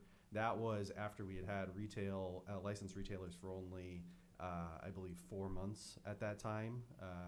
And early start sales had just ended that January. So it was very early to make any real determination. So this is the first real report in the sense that we have more than a full year of data for the first time for this report. And this will also be, unless statute changes, a regular thing every 2 years. The scope of the report is first approximate amount of marijuana produced by OLCC licensed recreational producers. So this is only within the license system production. Similarly, estimate of amount of marijuana items sold by OLCC licensed retailers, so again, only in the recreational market. And whether supply and demand within that recreational market are in equilibrium, whether supply is commensurate with demand and vice versa. And for this report, we took the deep dive into those 3 questions for a 12-month period, being July 2017 and June 2018. The reason that date range was selected was because we essentially started work on the report in June or July of 2018, and we wanted a stable period to look at. So everything that I'm going to talk about, specific to those, how much production, how much sale, whether or not supply and demand are commensurate, is specific to that 12-month period, and so things could have changed in the last 6 months and will continue to change because this is a market in flux. A brief overview of marijuana markets in Oregon. There's 4 systems of marijuana. First, obviously the one that we know well is the recreational market, which is licensed by the Oregon Liquor Control Commission. There's the medical system, which predates recreational. Those are grow sites, processors, and dispensaries registered with the Oregon Medical Marijuana Program, who supply to patients who also register with OHA. And this study does not cover that market, even though we have, in the last 6 months, assumed more responsibility for the larger grow sites, the processors, and the dispensaries related to tracking and inspections. This report is specific to recreational production and sales only. There's also home grow. So those are, in law, every household is allowed to grow 4 plants at home. That marijuana can legally be gifted for no consideration to others. So it's not a market per se, because any consideration or financial exchange would be crossing into illegality, but it is a system of production and potential consumption as well. And then the fourth system is the illegal market. Oregon has a robust tradition of production and sales of marijuana since 1998, legal under the medical system since 2014, legal under the recreational system, but predating both those systems, a robust illegal system that to a certain extent still exists today. And again, I'll just point out that this study covers only the recreational market. An overview of the market itself and kind of where we've come from since Measure 91 in 2014. Both the original ballot measure, Measure 91, and the subsequent legislation that has been passed in each legislative session 2015 onwards, it was intentionally set up as a free market system with low barriers to entry. Again, related to that robust tradition of, gray market, full-on illegal market production and sales, the idea being the goal was to transition an underground existing industry into an above-board, transparent, regulated, tracked system. And so those low barriers to entry include things like low license fees, no caps or on licenses or production. And so the idea being welcoming people in, getting them into that regulated market. And so that is the major difference between Oregon and the two states that preceded us, Washington and Colorado, who were typically compared to in terms of our systems. In Oregon, it was about transitioning an existing system as opposed to building something new. Since the system was established, we first started licensing in April of 2016. The recreational market has been characterized by four things. Unexpected level of exuberance for licenses. We have a lot of people who want to produce, sell, process, wholesale. Very high levels of production, particularly seasonal production in southern outdoor growers, where 1 month represents their entire crop. Declining prices, which on the retail side has been a boon for consumers, but also is related to declining wholesale prices for licensees. And so in the same reason that prices are low for consumers, revenue is low for licensees. But at the same time, despite declining prices, we have increasing sales, both quantity and aggregate dollars, and increasing tax revenues. TJ, is a question in regards to increasing sales and tax. I read a report that stated that California and Colorado are redoing their tax revenues for the ensuing years. Is this number just unique for Oregon in regards to we're increasing our sales and definitely increasing the tax revenue that's coming into the state? Or will we be renewing these numbers that we have now? I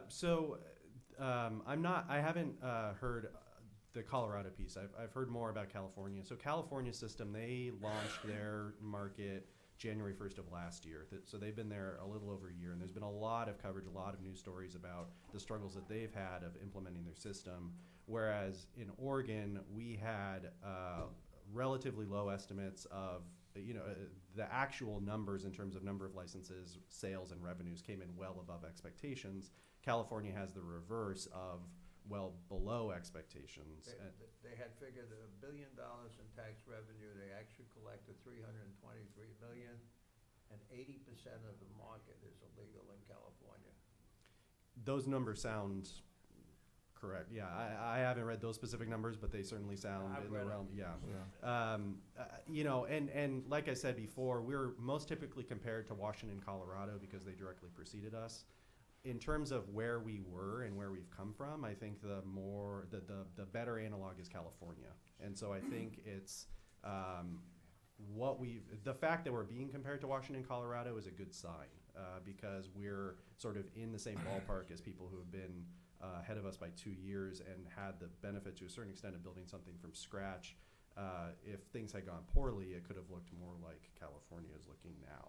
So I think the fact that we haven't struggled to implement like California has is a good sign. I think the unknown question to your question directly related to sales and tax revenue is at what point in economies the price effect swamps the quantity effect. So, law of supply and demand, as prices go down, people buy more stuff. And we have the benefit right now of the amount of stuff being bought is continuing to increase. But if prices continue to decline, there might be a certain point where the dollars sold declines as well, just because the amount of quantity being bought stabilizes or doesn't increase quite as rapidly as prices decline, if that makes sense. So sort of the punchline, we have a booming consumer market, but we have price pressures for market operators. And so those two things really do go hand in hand. Some trends over time related to licensure. The initial estimates of our, I think it's pretty well known that, as I said before, the actual numbers in terms of licenses were well above what the expectations were. I always like to preface the discussion of how many more came in than we expected to point out that those initial estimates were based on the two states that preceded us. So Washington and Colorado, we not only adjusted, basically an estimate that was population adjusted. So, you know, Colorado and Washington are both bigger states, so they had this many licenses. So if we do the same sort of per capita evaluation, we should expect this much. In addition to that, we also estimated high. We kind of goosed the number by 30%, and still we're very low. So it's not that we, you know, missed the dartboard. It's that there was a lot of unexpected enthusiasm to come into the market, which itself is a good sign, but it sort of put us at a disadvantage in terms of startup and staffing and everything else that were based on those estimates. TJ, could that be a fact that our entry was so inexpensive in regards to the application fee? Do you feel that if we had increased the application fee, we could have kept the certain number out? It's possible, Commissioner Harper. I think it's sort of unknown what could have happened, the what-if scenario. I think the low barriers to entry, as I said, were intentional to draw people in. At the same time, I believe it was in the 2016 legislative session, so we launched the application process January 4th of 2016. The 2016 legislative session was in February of that year and removed the residency requirement. So at the same time that we're opening the gates and cutting the ribbon on the application process with those low fees and low barriers to entry, they removed the residency restriction, which allowed more people to get capital and finance potential build-outs. I also think that as, you know, people continue to see sales and everything else sort of come in above expectations, that induce more people to come in and get a piece, basically, to a certain extent. So the specific numbers, the initial estimate was 826 licenses issued within the biennium that we're currently in.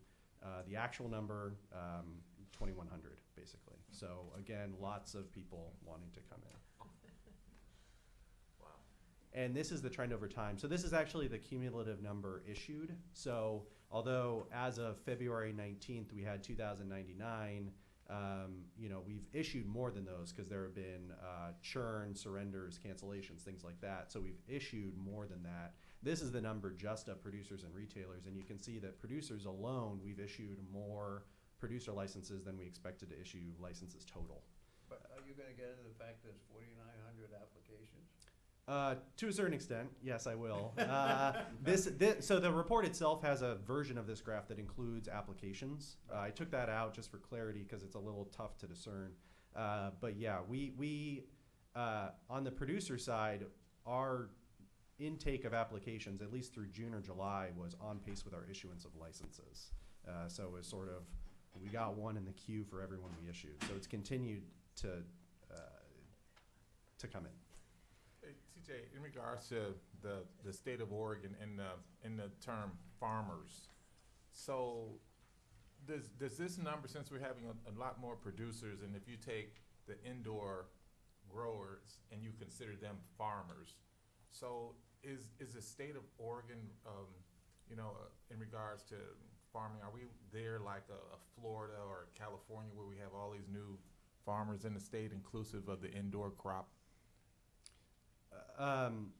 Commissioner Harper, so Oregon is one of the premier places to grow marijuana, which is why we have so many in southern Oregon in particular. It's part of the Emerald Triangle, which includes Northern California. So it's, people compare it to the Napa of marijuana.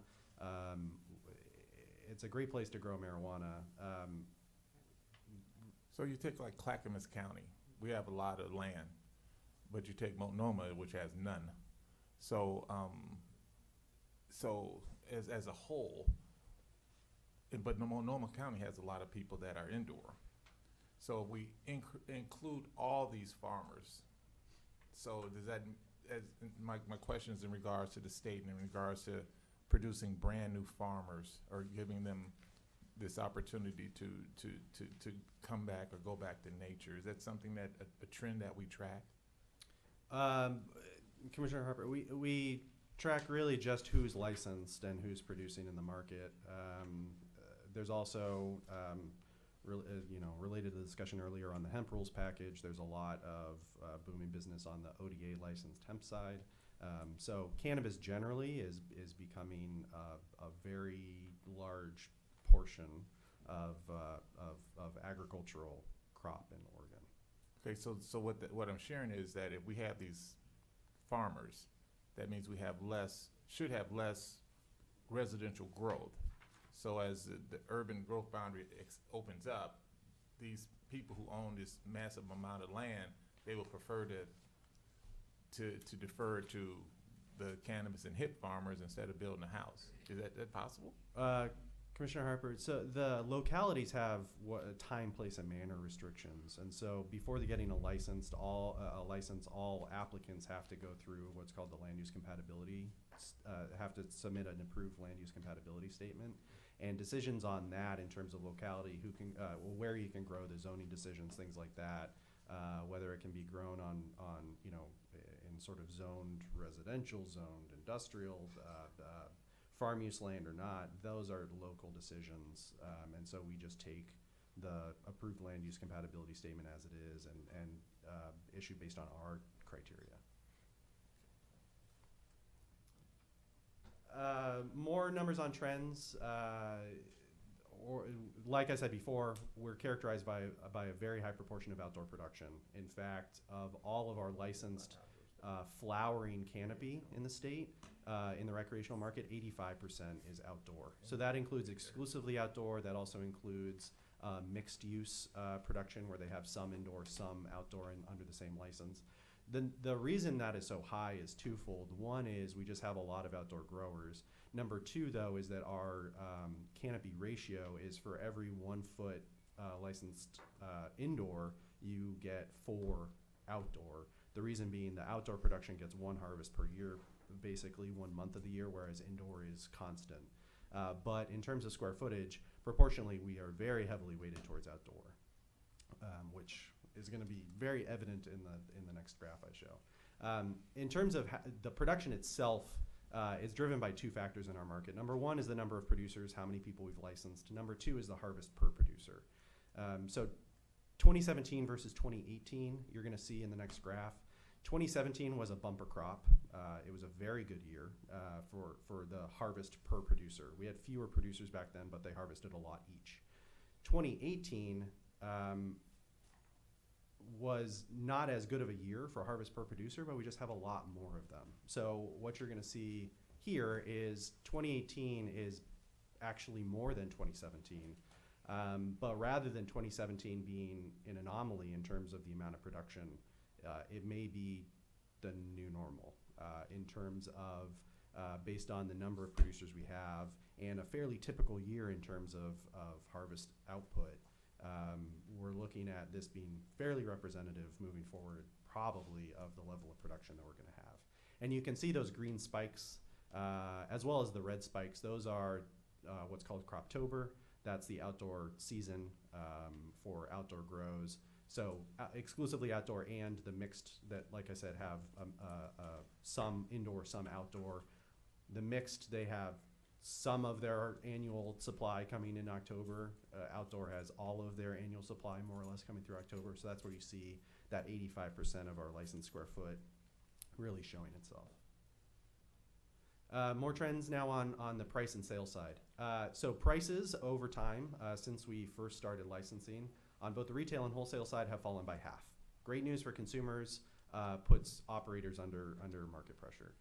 At the same time, our total sales, both in total dollars sold as well as quantity sold, are continuing to go up. And as a result, despite those falling prices, the tax revenues have continued to increase.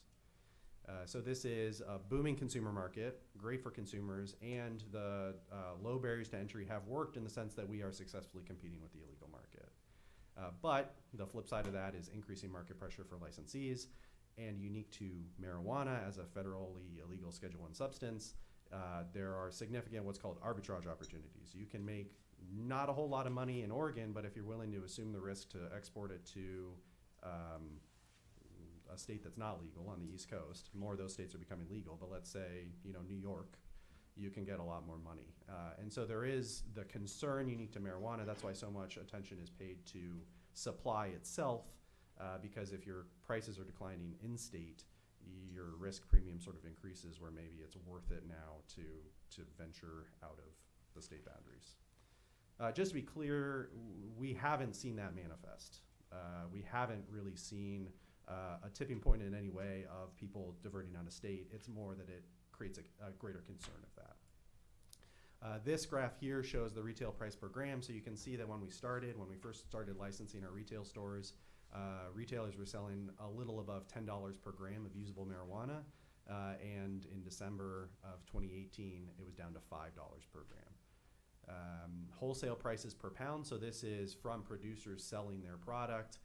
You can see that there is an indoor premium. Indoor flower gets more. It's sort of the craft cannabis as opposed to outdoor, which is more traditionally going to be sent sort of in bulk for processing.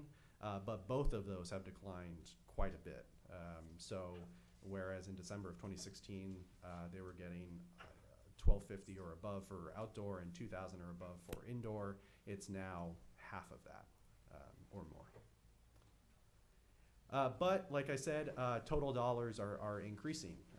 So more consumers are being induced into coming into the market from other places that they may have procured, whether that's illegal, homegrown, medical, whatever else. They're coming into our stores into the taxed regulated system. And you do also see some seasonality here. So you can see that in August, for example, is our peak month of sales. It declines, ticks back up in December, and then starts to climb again into the summer. So this is what makes it a little bit difficult to know kind of where we are in terms of trend. A few months ago, we can see that August was a great month. It was about, I think, 20% higher than year over year. But it's a little unknown until we get to maybe April or the spring, the degree to which we're going to see that uptick or not, because it is so seasonal. So now the basic findings. So this is, again, unique to that 12-month study period that we looked at. Kind of the actual numbers here. Wet weight produced between July 2017 and June 2018 in the recreational market was 4.2 million pounds. Lots of marijuana. Also, and this is Chair Rosenbaum, where we pull in the pending application number. If all the pending producer applications were approved at the square footage they've proposed, our wet weight production would nearly double. It would go up to 4.6 million pounds. That's an estimated guess. So that's based on the production per square foot of our current licensees and multiplying that by their proposed square footage for the applications. You technically have real-time data up to today rather than June 18th. I know you don't have it in this report, but if I asked you to pick it up for, let's say, December and January 2019, you could do that for me. That's correct, Chair Rosenbaum. We have the seed-to-sale tracking system, Metric, that provides us real-time data. The data in this report is drawn from Metric. Right. So there is some analysis involved in getting the data to, outliers and everything else. So there is some work in that, but we have more or less real-time data on everything related to marijuana transfers, sales, harvests in the recreational market. We have a gold mine, but nobody's mining it. We have probably the most robust data set for an industry. Marijuana, because of its federal status and sort of one of the conditions, all states, as they've implemented recreational, have implemented a seed-to-sale tracking system, which is a regulatory tool but does have another benefit of allowing us to analyze the market in a way that other markets can't be analyzed. Listen, for the first day I came in here, I understood that. We had the dogs on it. Yes. In terms of whether or not supply and demand are commensurate, This is, again, just relative to the active production, the 4.2 million pounds. With the demand we had in that 12-month period, demand was 50% of supply. Obviously, if more producers were to come into the pipeline, demand may increase, but it would be unlikely to double. And so we'd probably see even as demand as a percentage of supply going down potentially. And that's just annual production, because each year that we're under supply, and as more licensed operators move over from medical and get to avail themselves of what's called the inventory transfer, they can bring their product with them that they had on the medical side. So we have an influx of product in that way. Our inventories have continued to rise. We converted this to years worth of THC, and we have approximately 6.5 years worth in inventory. That's probably the number. If you heard any of the stories on this report, that's probably the number that you heard. So it's not only a lot of annual production, but a lot of backlog of product that is waiting to be sold. Granted, that's theoretical supply. Not all that product is going to be sold. It just isn't of enough quality anymore to be sold. Some of it is in storage in sort of the form of oil or whatever else, but a lot of it is just disintegrating or going stale. So that's more a theoretical number than anything else, but does kind What's of the shelf represent. life on that? That, Chair Rosenbaum, the one issue with a lot of this is that a lot of those things are very anecdotal.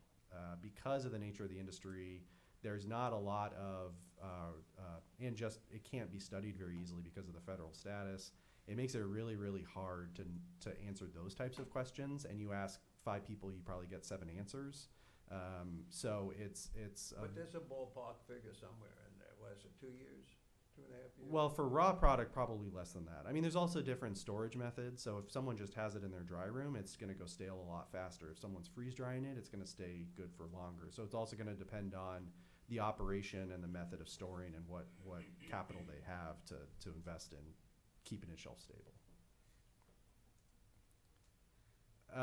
The other noteworthy thing is we also estimated in this report how much consumption it takes place in the state, regardless of where they procure it from. Our estimate, taking our production numbers and comparing to that consumption number, is that we supply 55% of adult consumption. And if you put the two numbers together of our demand being 50% of supply and our supply being 55% of statewide demand, we could supply all adult consumption in the state. So if everyone came to our stores for their consumption, we would have sufficient supply for that demand.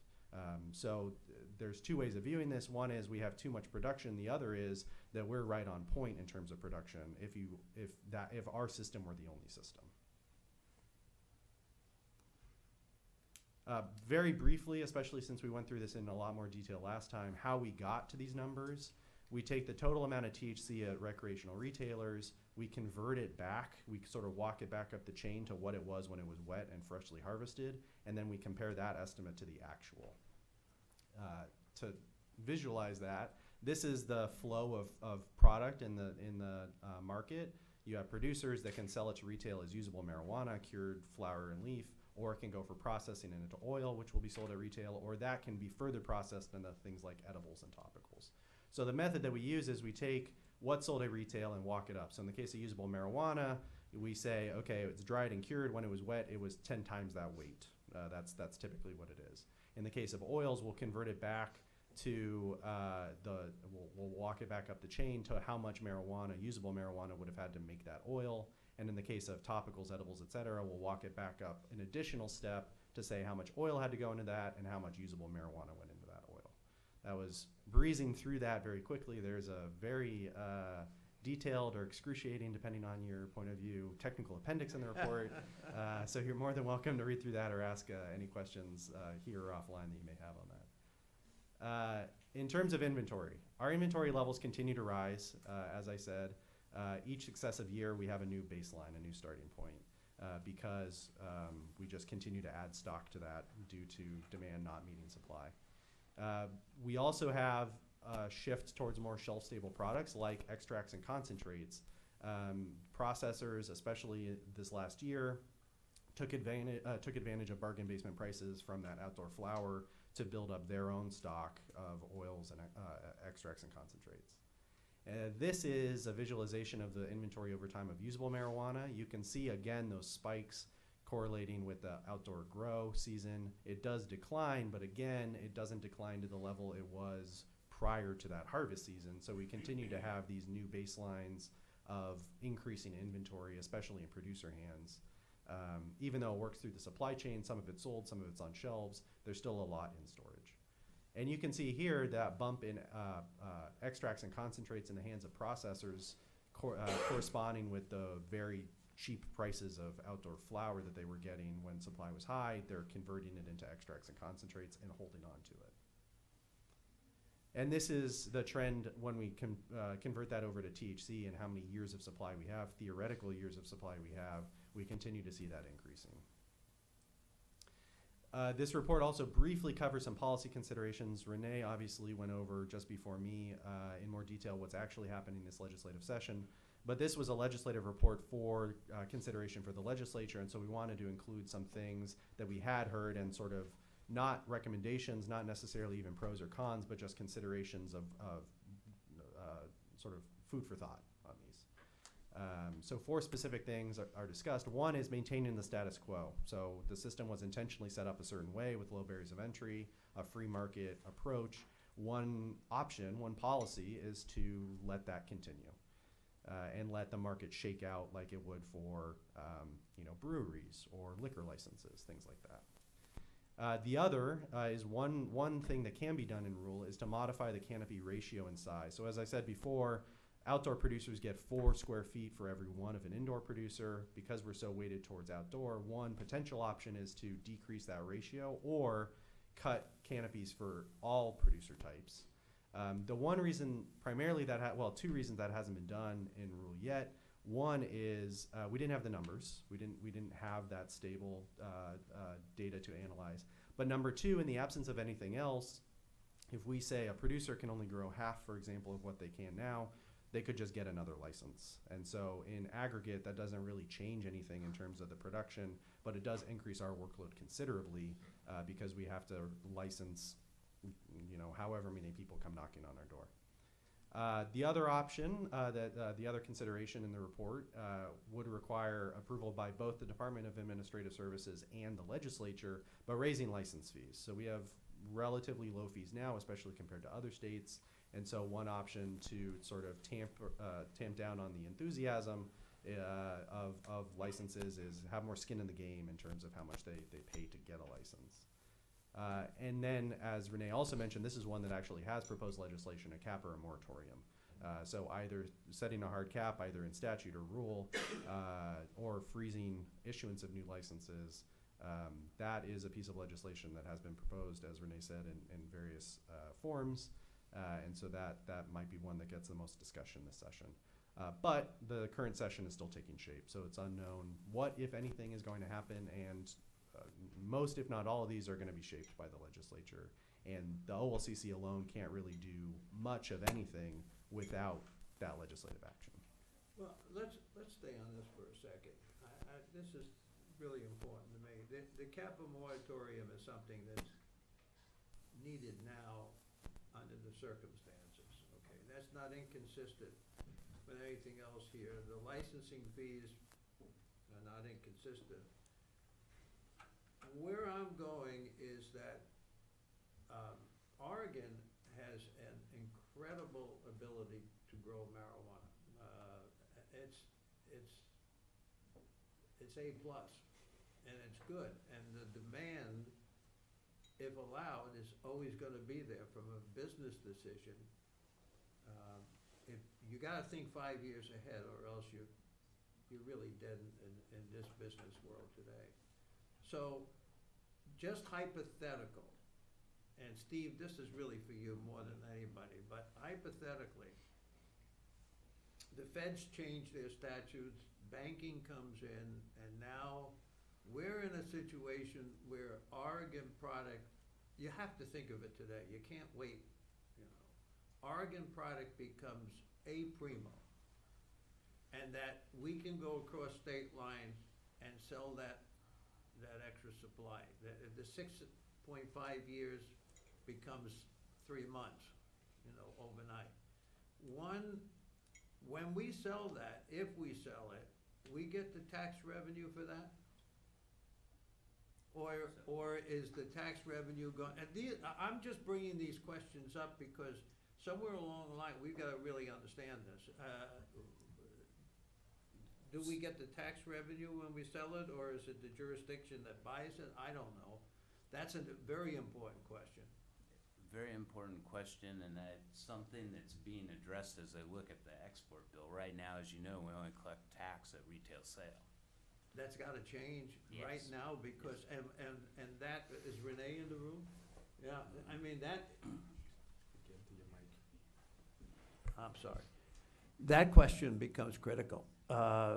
It's silly to look at these policy considerations without understanding that, so we're in agreement on it. That thing needs to be addressed very quickly. The other thing that needs to be addressed is that we need to start thinking in terms of how we're going to regulate this because it's coming. It's only a matter of time. It's coming. And maybe we'll start looking at that because it's going to be here before we know it. So they are looking at that. Jeff Rhodes, policy advisor to the governor that oversees this, actually had a meeting on the export bill yesterday.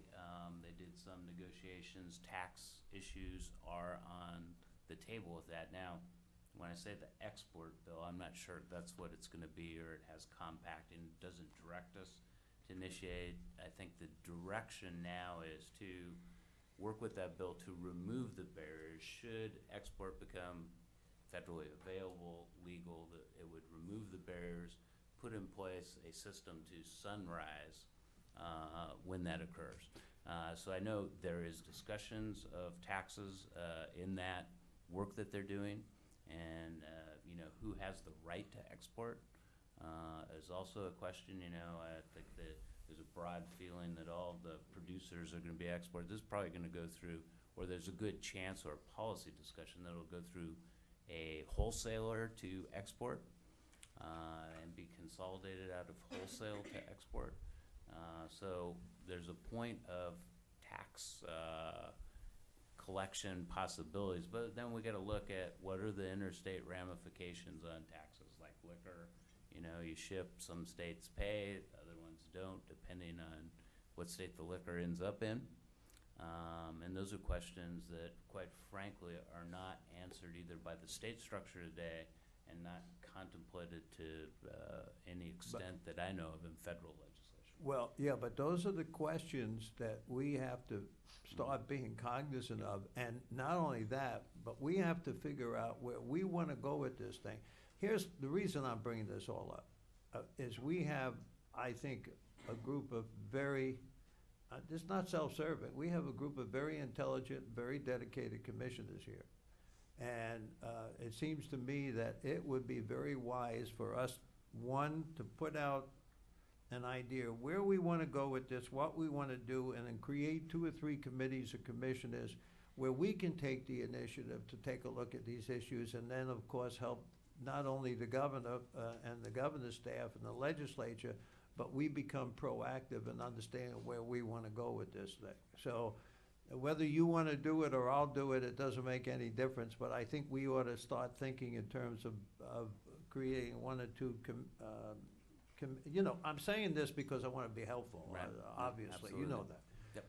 But I think you've got a lot of brain power over here, and I think we should do something on that. Because I can see right now, if we don't become proactive on this, and if we don't dictate, and I use that positively, if we don't dictate where we want to go on this, we're going to be left behind. And the fact is that we have a gold mine in terms of where we can contribute. Everybody across the country is going to want this product, one form or another. So we might as well get ahead of it because we're going to be regulating it, and we're silly if we don't do it. Any of the commissioners want to make any comments? It's fine with me on it, but. Yeah, I second that. I mean, it's a huge opportunity, and I think it's right now so malleable to an extent in a good way. I think that we've got to, if we don't look at it, you know, it's just going to take its course, and but I think we've got an opportunity right now where this agency is really the subject matter experts, and we can add a lot of value to how this gets regulated. Because in even the federal stuff, the federal legislation is asking for it to be regulated like alcohol, which is in terms of controls, this agency is excellent at that. So I think we're in a very unique position. So I absolutely second everything you had to say. Anybody else? I agree.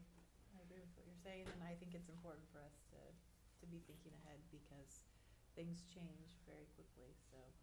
So here's my thinking.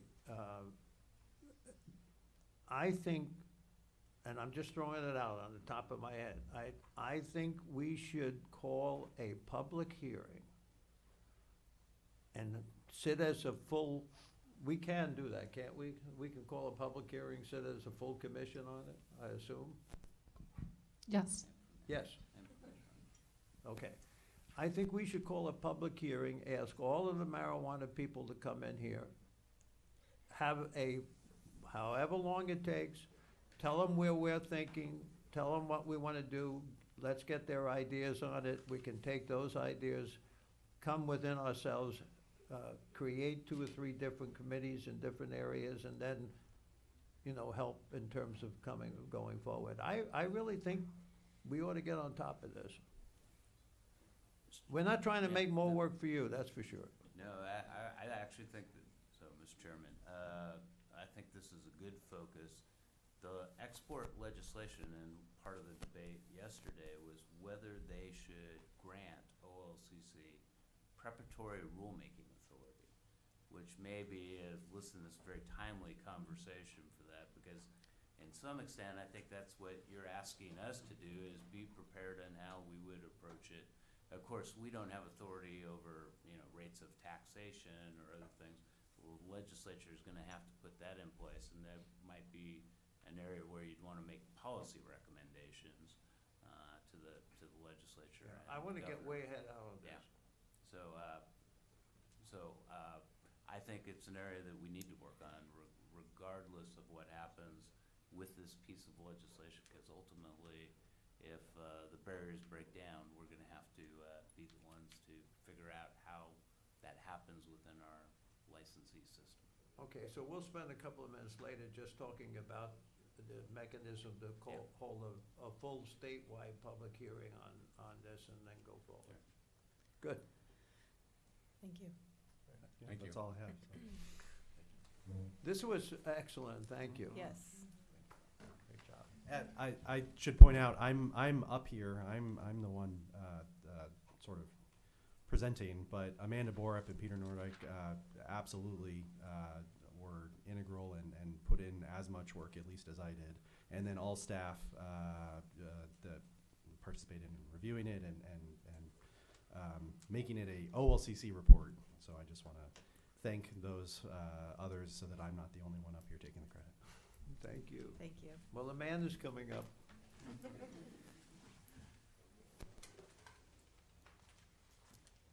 Steve, so since I come from part of the state that doesn't have a lot of, as much supply as some of the other places, with the moratorium, is it gonna be nimble enough for us to allow some of the localities that opt in to maybe get some retail producers in those areas? So I need to answer your question. Look at the legislation. Give my look at it was this pretty broad to how we could implement, a moratorium, caps, controls, and the way we look at it. So I believe we could take that into consideration. I'll take a harder look at it as we go to hearing here next week. But it's very broad authority to the commission to look at the way it would control supply. Okay, good morning, Chair Rosenbaum, Commissioners, Amanda Borup for the record. I'm a policy analyst with the Recreational Marijuana Program. And today we wanted to just briefly go over the recent audit on regulation of marijuana in Oregon. So I'm sure you guys all read the news, and most of the news stories came from Page 1. So what we're going to do today is go over the actual recommendations in the audit and more of like the meat of the audit, not just what's there on the beginning. So it was released in January 19. They actually started the audit early in 2018. They were initially just going to audit the OLCC. Once they started talking with the agency, they realized that there was more marijuana in Oregon than just recreational marijuana. And so they broadened their scope, and they actually audited the Oregon Health Authority, who registers under the Oregon Medical Marijuana Program, and then the Oregon Environmental Laboratory Accreditation Program. And that's the agency housed under the Health Authority who accredits labs.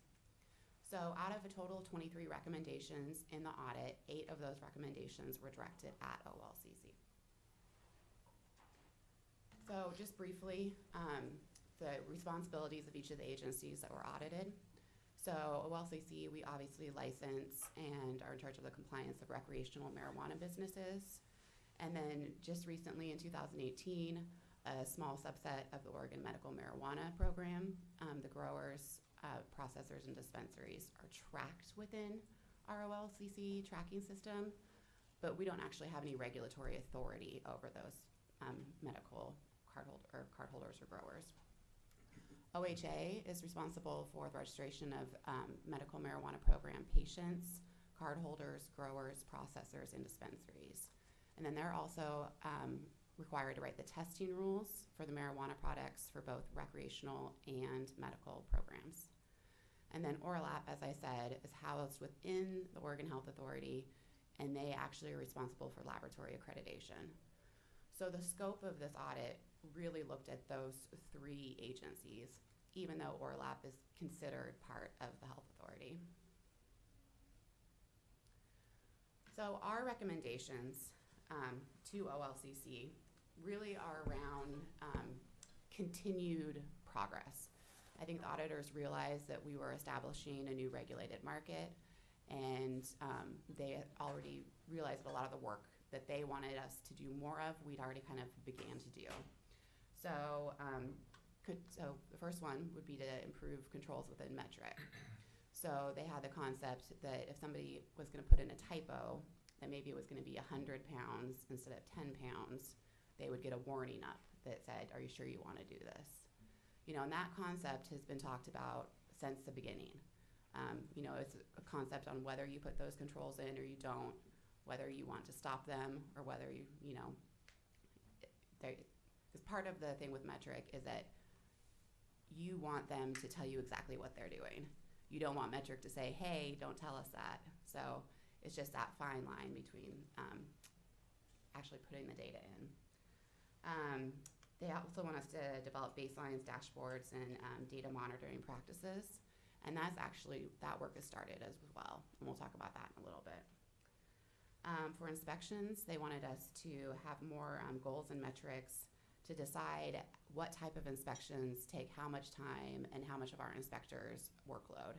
And so kind of keeping track of what's going to require more staff time in the long run. They want us to work with the legislature to look at licensing fees to see if those fees should be higher. The way the law is right now, the OLCC cannot collect more licensing fees than it takes to run the program. So we basically have to break even. Our only income source is those licensing fees. So this would be a change to the current statute if that was to happen. They would also like to see updated in the metric system the way that the laboratory results are tracked. Currently, if a lab subcontracts to a secondary lab, they found that to be a little bit confusing when they were looking through the data, so they wanted that to be streamlined. They would also like the certificate of analysis to be stored within metric. So when a marijuana licensee takes a product to a lab, they have certain results that are entered into the metric system, you know, just typed in or transferred via like a point of sale or an API or something like that. The actual licensee receives usually a paper or an email copy that shows full laboratory results. The agency can actually get that upon request for anything within our system, but it's not stored right there in the data system. So they would also like to see that. They would like us to look at whether laboratory staff should have worker permits. Currently, the way the statute's written, worker permits are required for all license types except for laboratories. So we would have to look at the statute and see if we think we have the authority to require that, and if not, work with the legislature to see if that is a possibility. And then the third, or I guess the last, is to work with ORLAP and the legislature to make sure that there's appropriate staff coverage to better manage lab practices.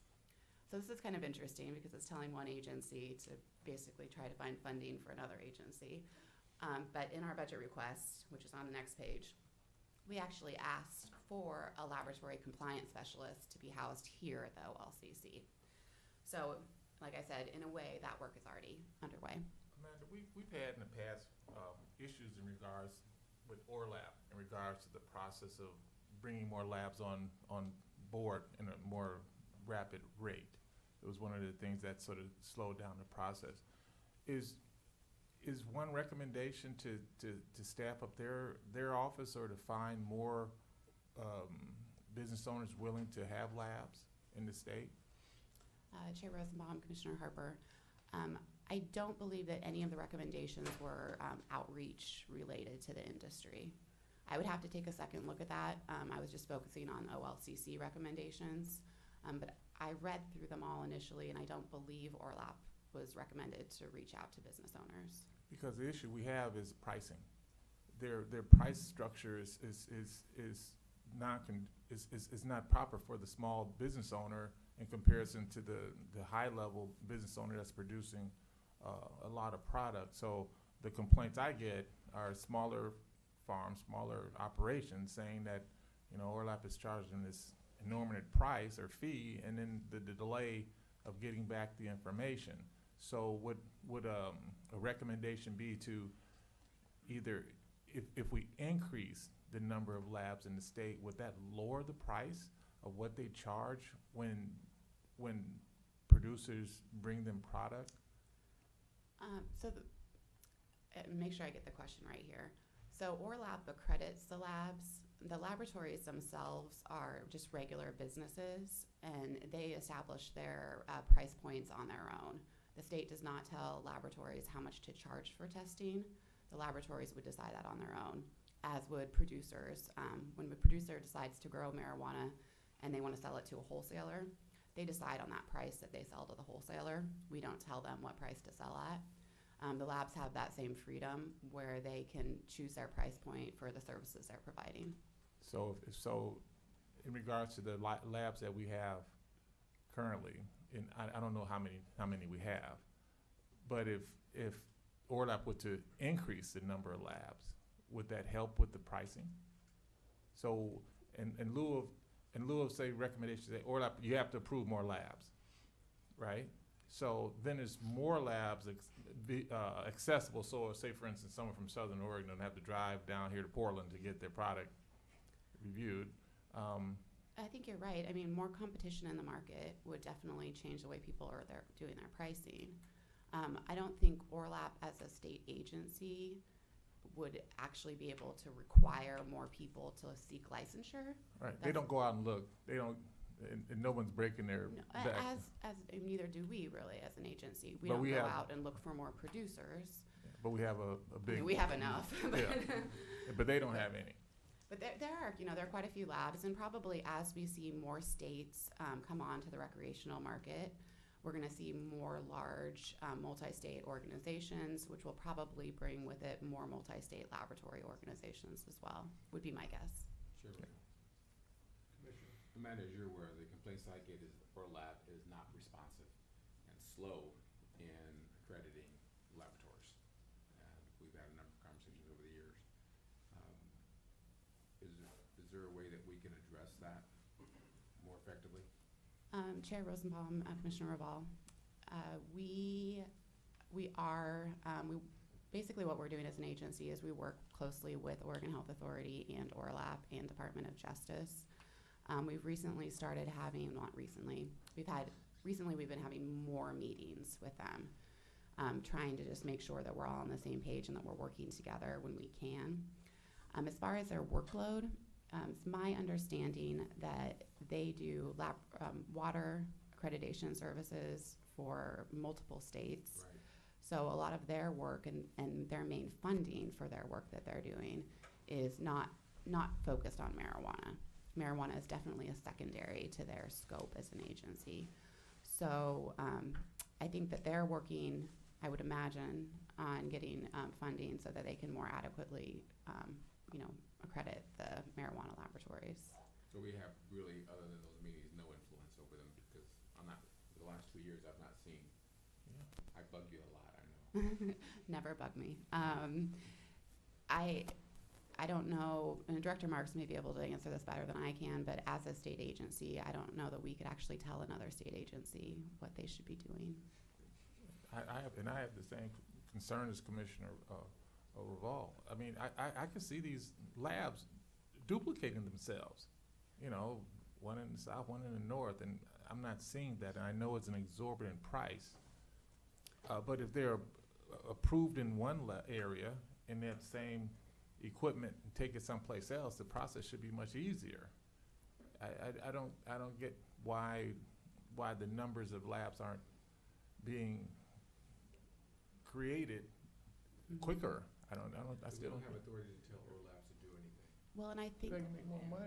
Chair They're not Rosenbaum. making money. Yeah. The labs are making money. No. Really, The labs that- are not that's making part Well, of the it. labs are charging producers for testing, and they're holding the product. And these labs spend a lot of money to create private businesses. You know, I'm not a big fan of these producers having no way to, they're charging me $10 when it costs $100,000 to have a laboratory equipment.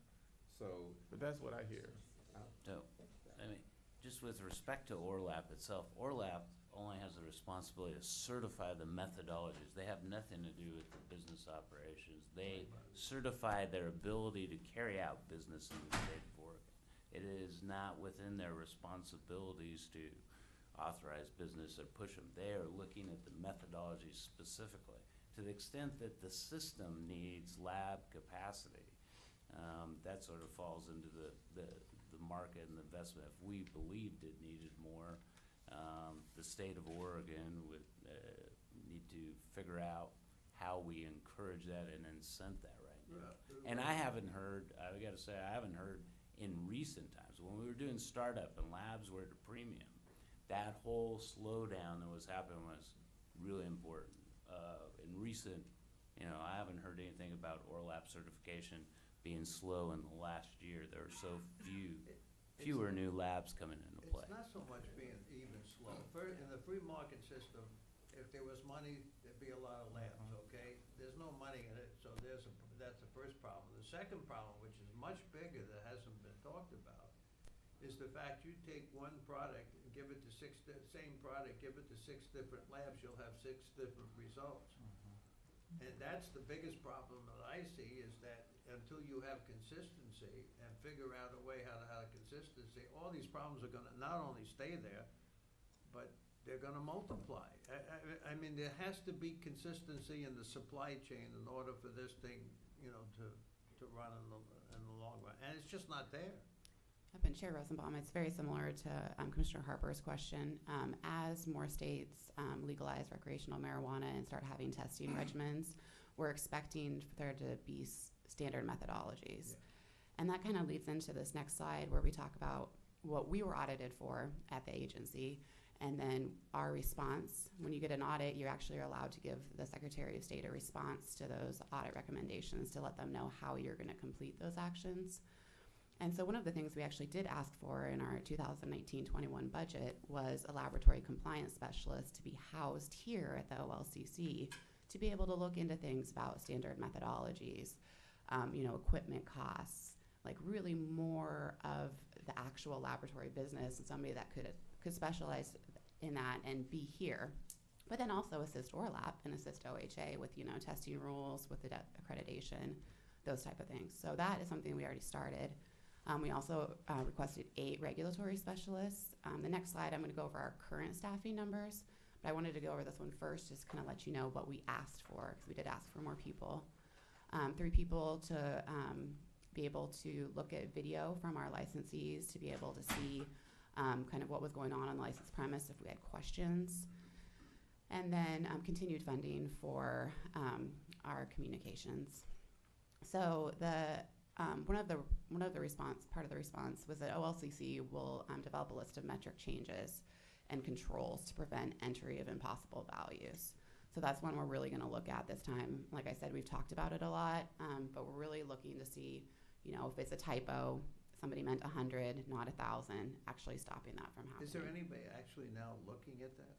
I mean, I know TJ is, but I mean, is somebody in charge of just looking at the impossible values and so forth, or is it they just see it as just crazy enough that we got to just? Chair Rosenbaum, I would have to ask TJ. He has a team of analysts that work under him that I know are looking at quite a few things. I don't know if that's one of the things they're looking at right now. I'm sure he is looking at that, right? I mean, there's some you miss, I assume, but most of them, the big ones you get. Thank you, Chair Rosenbaum. Again, for the record, TJ Sheehy, data analyst with the marijuana program. There are certain things we do.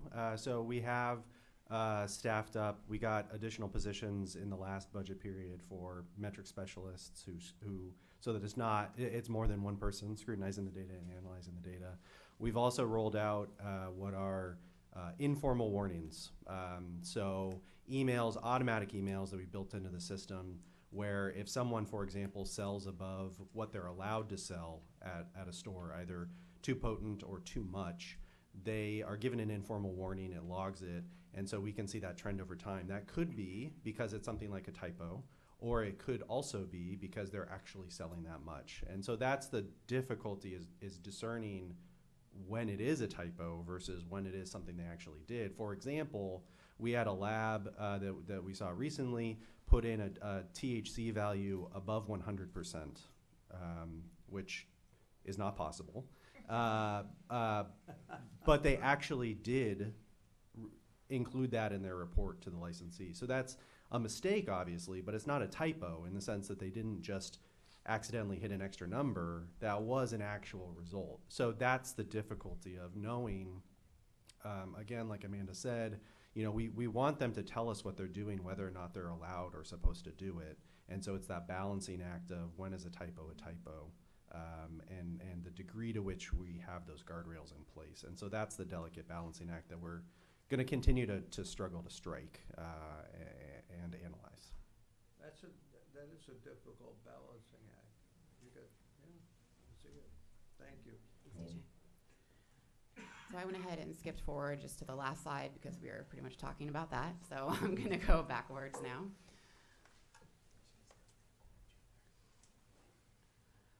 So this is the current OLCC staffing levels. I'm sure you've all seen these, but I just thought it was important to highlight based on the audit and talking about the work that we're doing as an agency, especially around our investigators, not investigators, inspectors, and how many inspections were done. I think that was a real highlight in the media about the audit.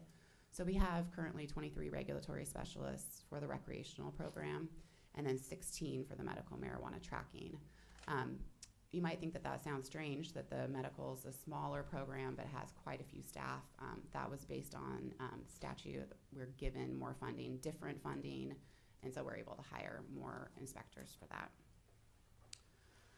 So quickly, before we go back to the recreational, I wanted to talk about our responsibilities with the medical marijuana program. So as I said before, we have the right to inspect, and then they're tracked within the metric system. But what happens is we'll go ahead and write a report if we find a deficiency, send that to the Oregon Health Authority, and then the Oregon Health Authority is responsible for any sort of regulatory compliance that goes on. So it's really a tiered system. Currently, we have 865 grow sites, 5 dispensaries, and 3 processors. And so they've been, I think they're fully staffed, we're pretty fully staffed, if not completely. And they've been out around the state doing those inspections. And for a lot of medical growers, this is the first time they've ever seen an inspector, whether through OHA or through OLCC. And so we've been having really positive encounters throughout the state. People are happy that somebody's actually coming out to check on them for the most part. So that's good news. Back to the recreational marijuana. So in 2018, OLCC conducted over 1,600 inspections. So when the audit was highlighted in the media, they highlighted one inspection type that they considered like a proactive inspection. Later on in the report, they talked about all of the types of inspections we do. So we have minor decoy operations, general compliance inspections. So if somebody calls in with a complaint, or somebody who used to work there calls in and says, my boss is cheating the system. Those type of investigations. Data looks strange in metric. Somebody's gonna go out and take a look at it. Anytime a licensee alters their premises, so if they wanna add a new building, change their cameras around, put in a new safe, that would also get an inspection. Every licensee is inspected prior to licensure. So if somebody has eyes on the facility before they receive a license in all cases. And then most recently, I'm sure y'all remember the Operation Good Harvest inspections. So 1,600 inspections is actually far more than was relayed on page 1 of the audit. Then what TJ was talking about is just the automated warnings that are coming out from TJ's team. So they're looking through all the data all the time, and then they have it set up in metric so that the licensee will get an automatic email if they're doing something wrong. It's basically like a get out of jail free card. Correct it, learn what you're doing wrong, don't do it wrong again, and we can all move forward. But then if it is a continuing violation patterns, then that would be sent to compliance, and an inspection would be opened on that. So that's just a little bit about the audit, the work we're currently doing, and then what we plan for the future. So any questions? You don't have, we need more people, obviously. I mean, there's just, in my mind, there's no question we do. I'll get there, thank you. There's a direct relationship between the number of people we can have and the amount of revenue we're producing. The more revenue we produce, the more people we need. It's as simple as all that. And that's one of the reasons I want to get back, Renee, with the people that we're asking for in this cycle. If we're halfway correct on what's going to happen over the next 5 years, the numbers in the future are going to be a heck of a lot greater. And I mean, in some ways, I think the legislature should understand we can't go back unless the revenue is there, but the revenue I think will be there, and the numbers are going to be significantly increased in the future. I just see that. I may be wrong, but you might. It's coming. Chair Rosenbaum, Commissioners, again, Renee Niedermeyer. You're absolutely right. There's some interesting dynamics. So if when you go through caps or moratoriums, then if that indeed gets put into place, you're going to have a reduction in revenue, a potential reduction in revenue. Although there's been a lot of churning in the market, so I'm kind of seeing that, we may stay stable or just a little less. The other thing that in our budget request, we put in a fairly large budget request, and Bill Schutte is probably the expert on this, but we have quite a bit of additional staffing and funding requested, which was recommended by the governor. We're going to continue to go to the legislature as we see needs. We believe that our licensing fees can cover those costs, and if they don't, we can go through a process and raise those fees. And we do have an opportunity. We'll go through this session, but we'll have an opportunity the following February, or to get additional funding should we identify that and move forward on that as well. Yeah. Sure, Steve, can you talk a little bit about our staffing levels a few years ago, where they are now? Well, yeah, they're a lot better today. We still are behind, though, and moving upward. I think this budget that we have reflects, and the 91 on our rec side begins to fulfill, I think, what we need to match our inspectors to facilities out there. You know, the rate at which we're gonna be able to do inspections, and if you didn't add a person to it, would be much better than last 2 years, because now we have protocols in place for each type of inspection. We're getting better at our jobs, so we're getting more efficient, but we still need more people in that efficiency. I don't know exactly the right balance point for that, where that is. On the rec side, I think we started at 1 inspector per 150, we went down to 1 per 100. We intended to be about 1 per 85, and I think we're actually lower in numbers now. 1 to 75, and the current budget is what we're proposing. Now, compared to alcohol, we have 1 inspector per 400 licensees.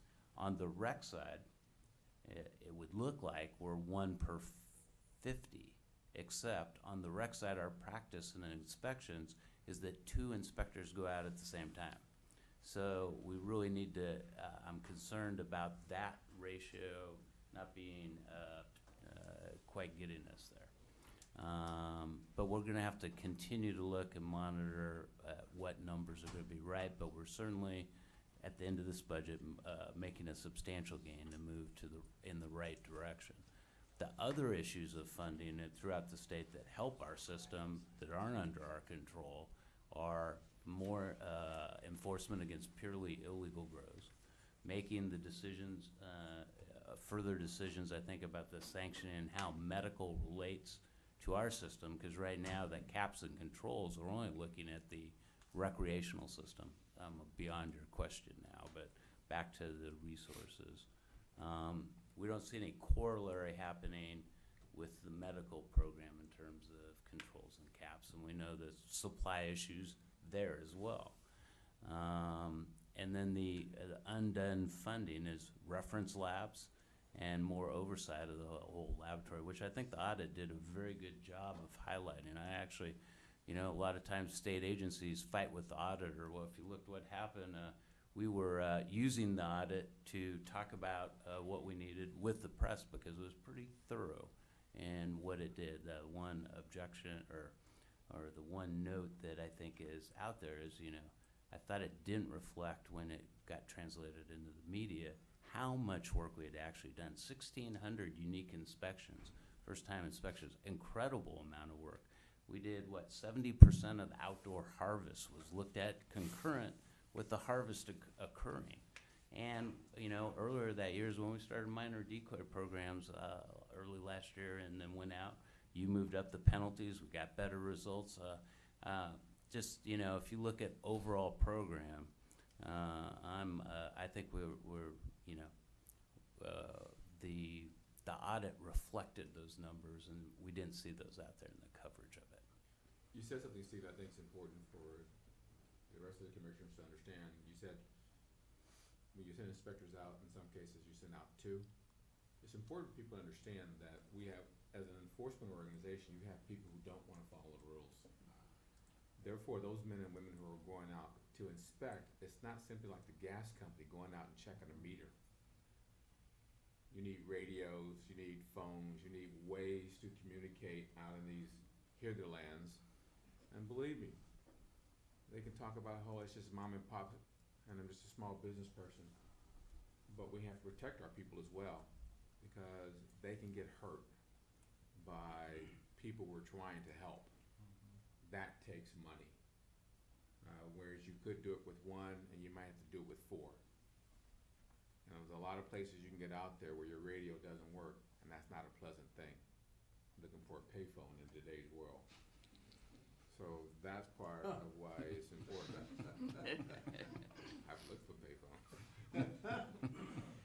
So that's important to understand as part of the budgetary process on what we do. It's not just $1.2 billion, it's the men and women who are out there trying to make it happen. Thank you. Listen, I'm relentless. Everything you said is right. Every single position that you're asking for in the legislature. My point very simply is none of it is adequate. None of it is worthwhile unless you get the $7.5 million and the unscheduled funds, because without that, you don't have any ability to do the rest of it. You might last for a month or 2 or 5 but what's happening down the road, that 7.5 million is absolutely critical. I gotta always come back to it, because that's where it's at, and you guys know that.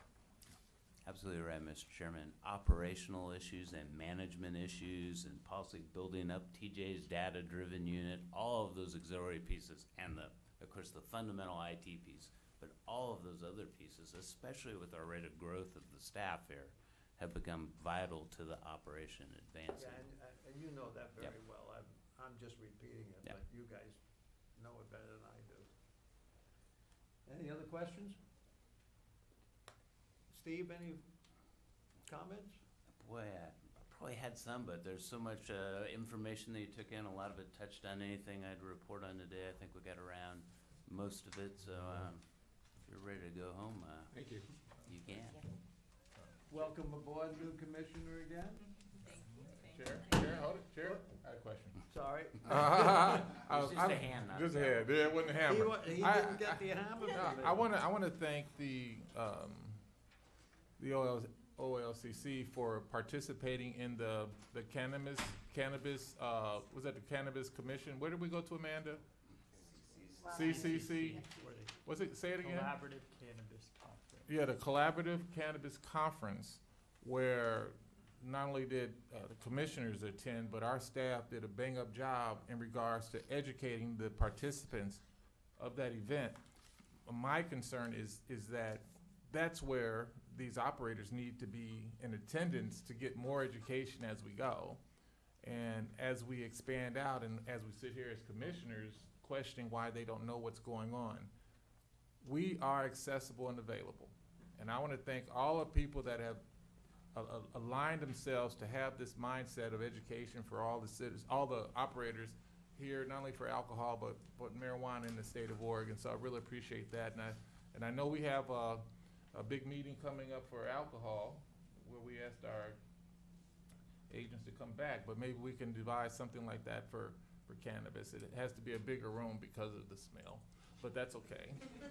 But if we can get something like that in regard to education. And one thing I want to note is the camera people at this event, I don't think they even know what we need.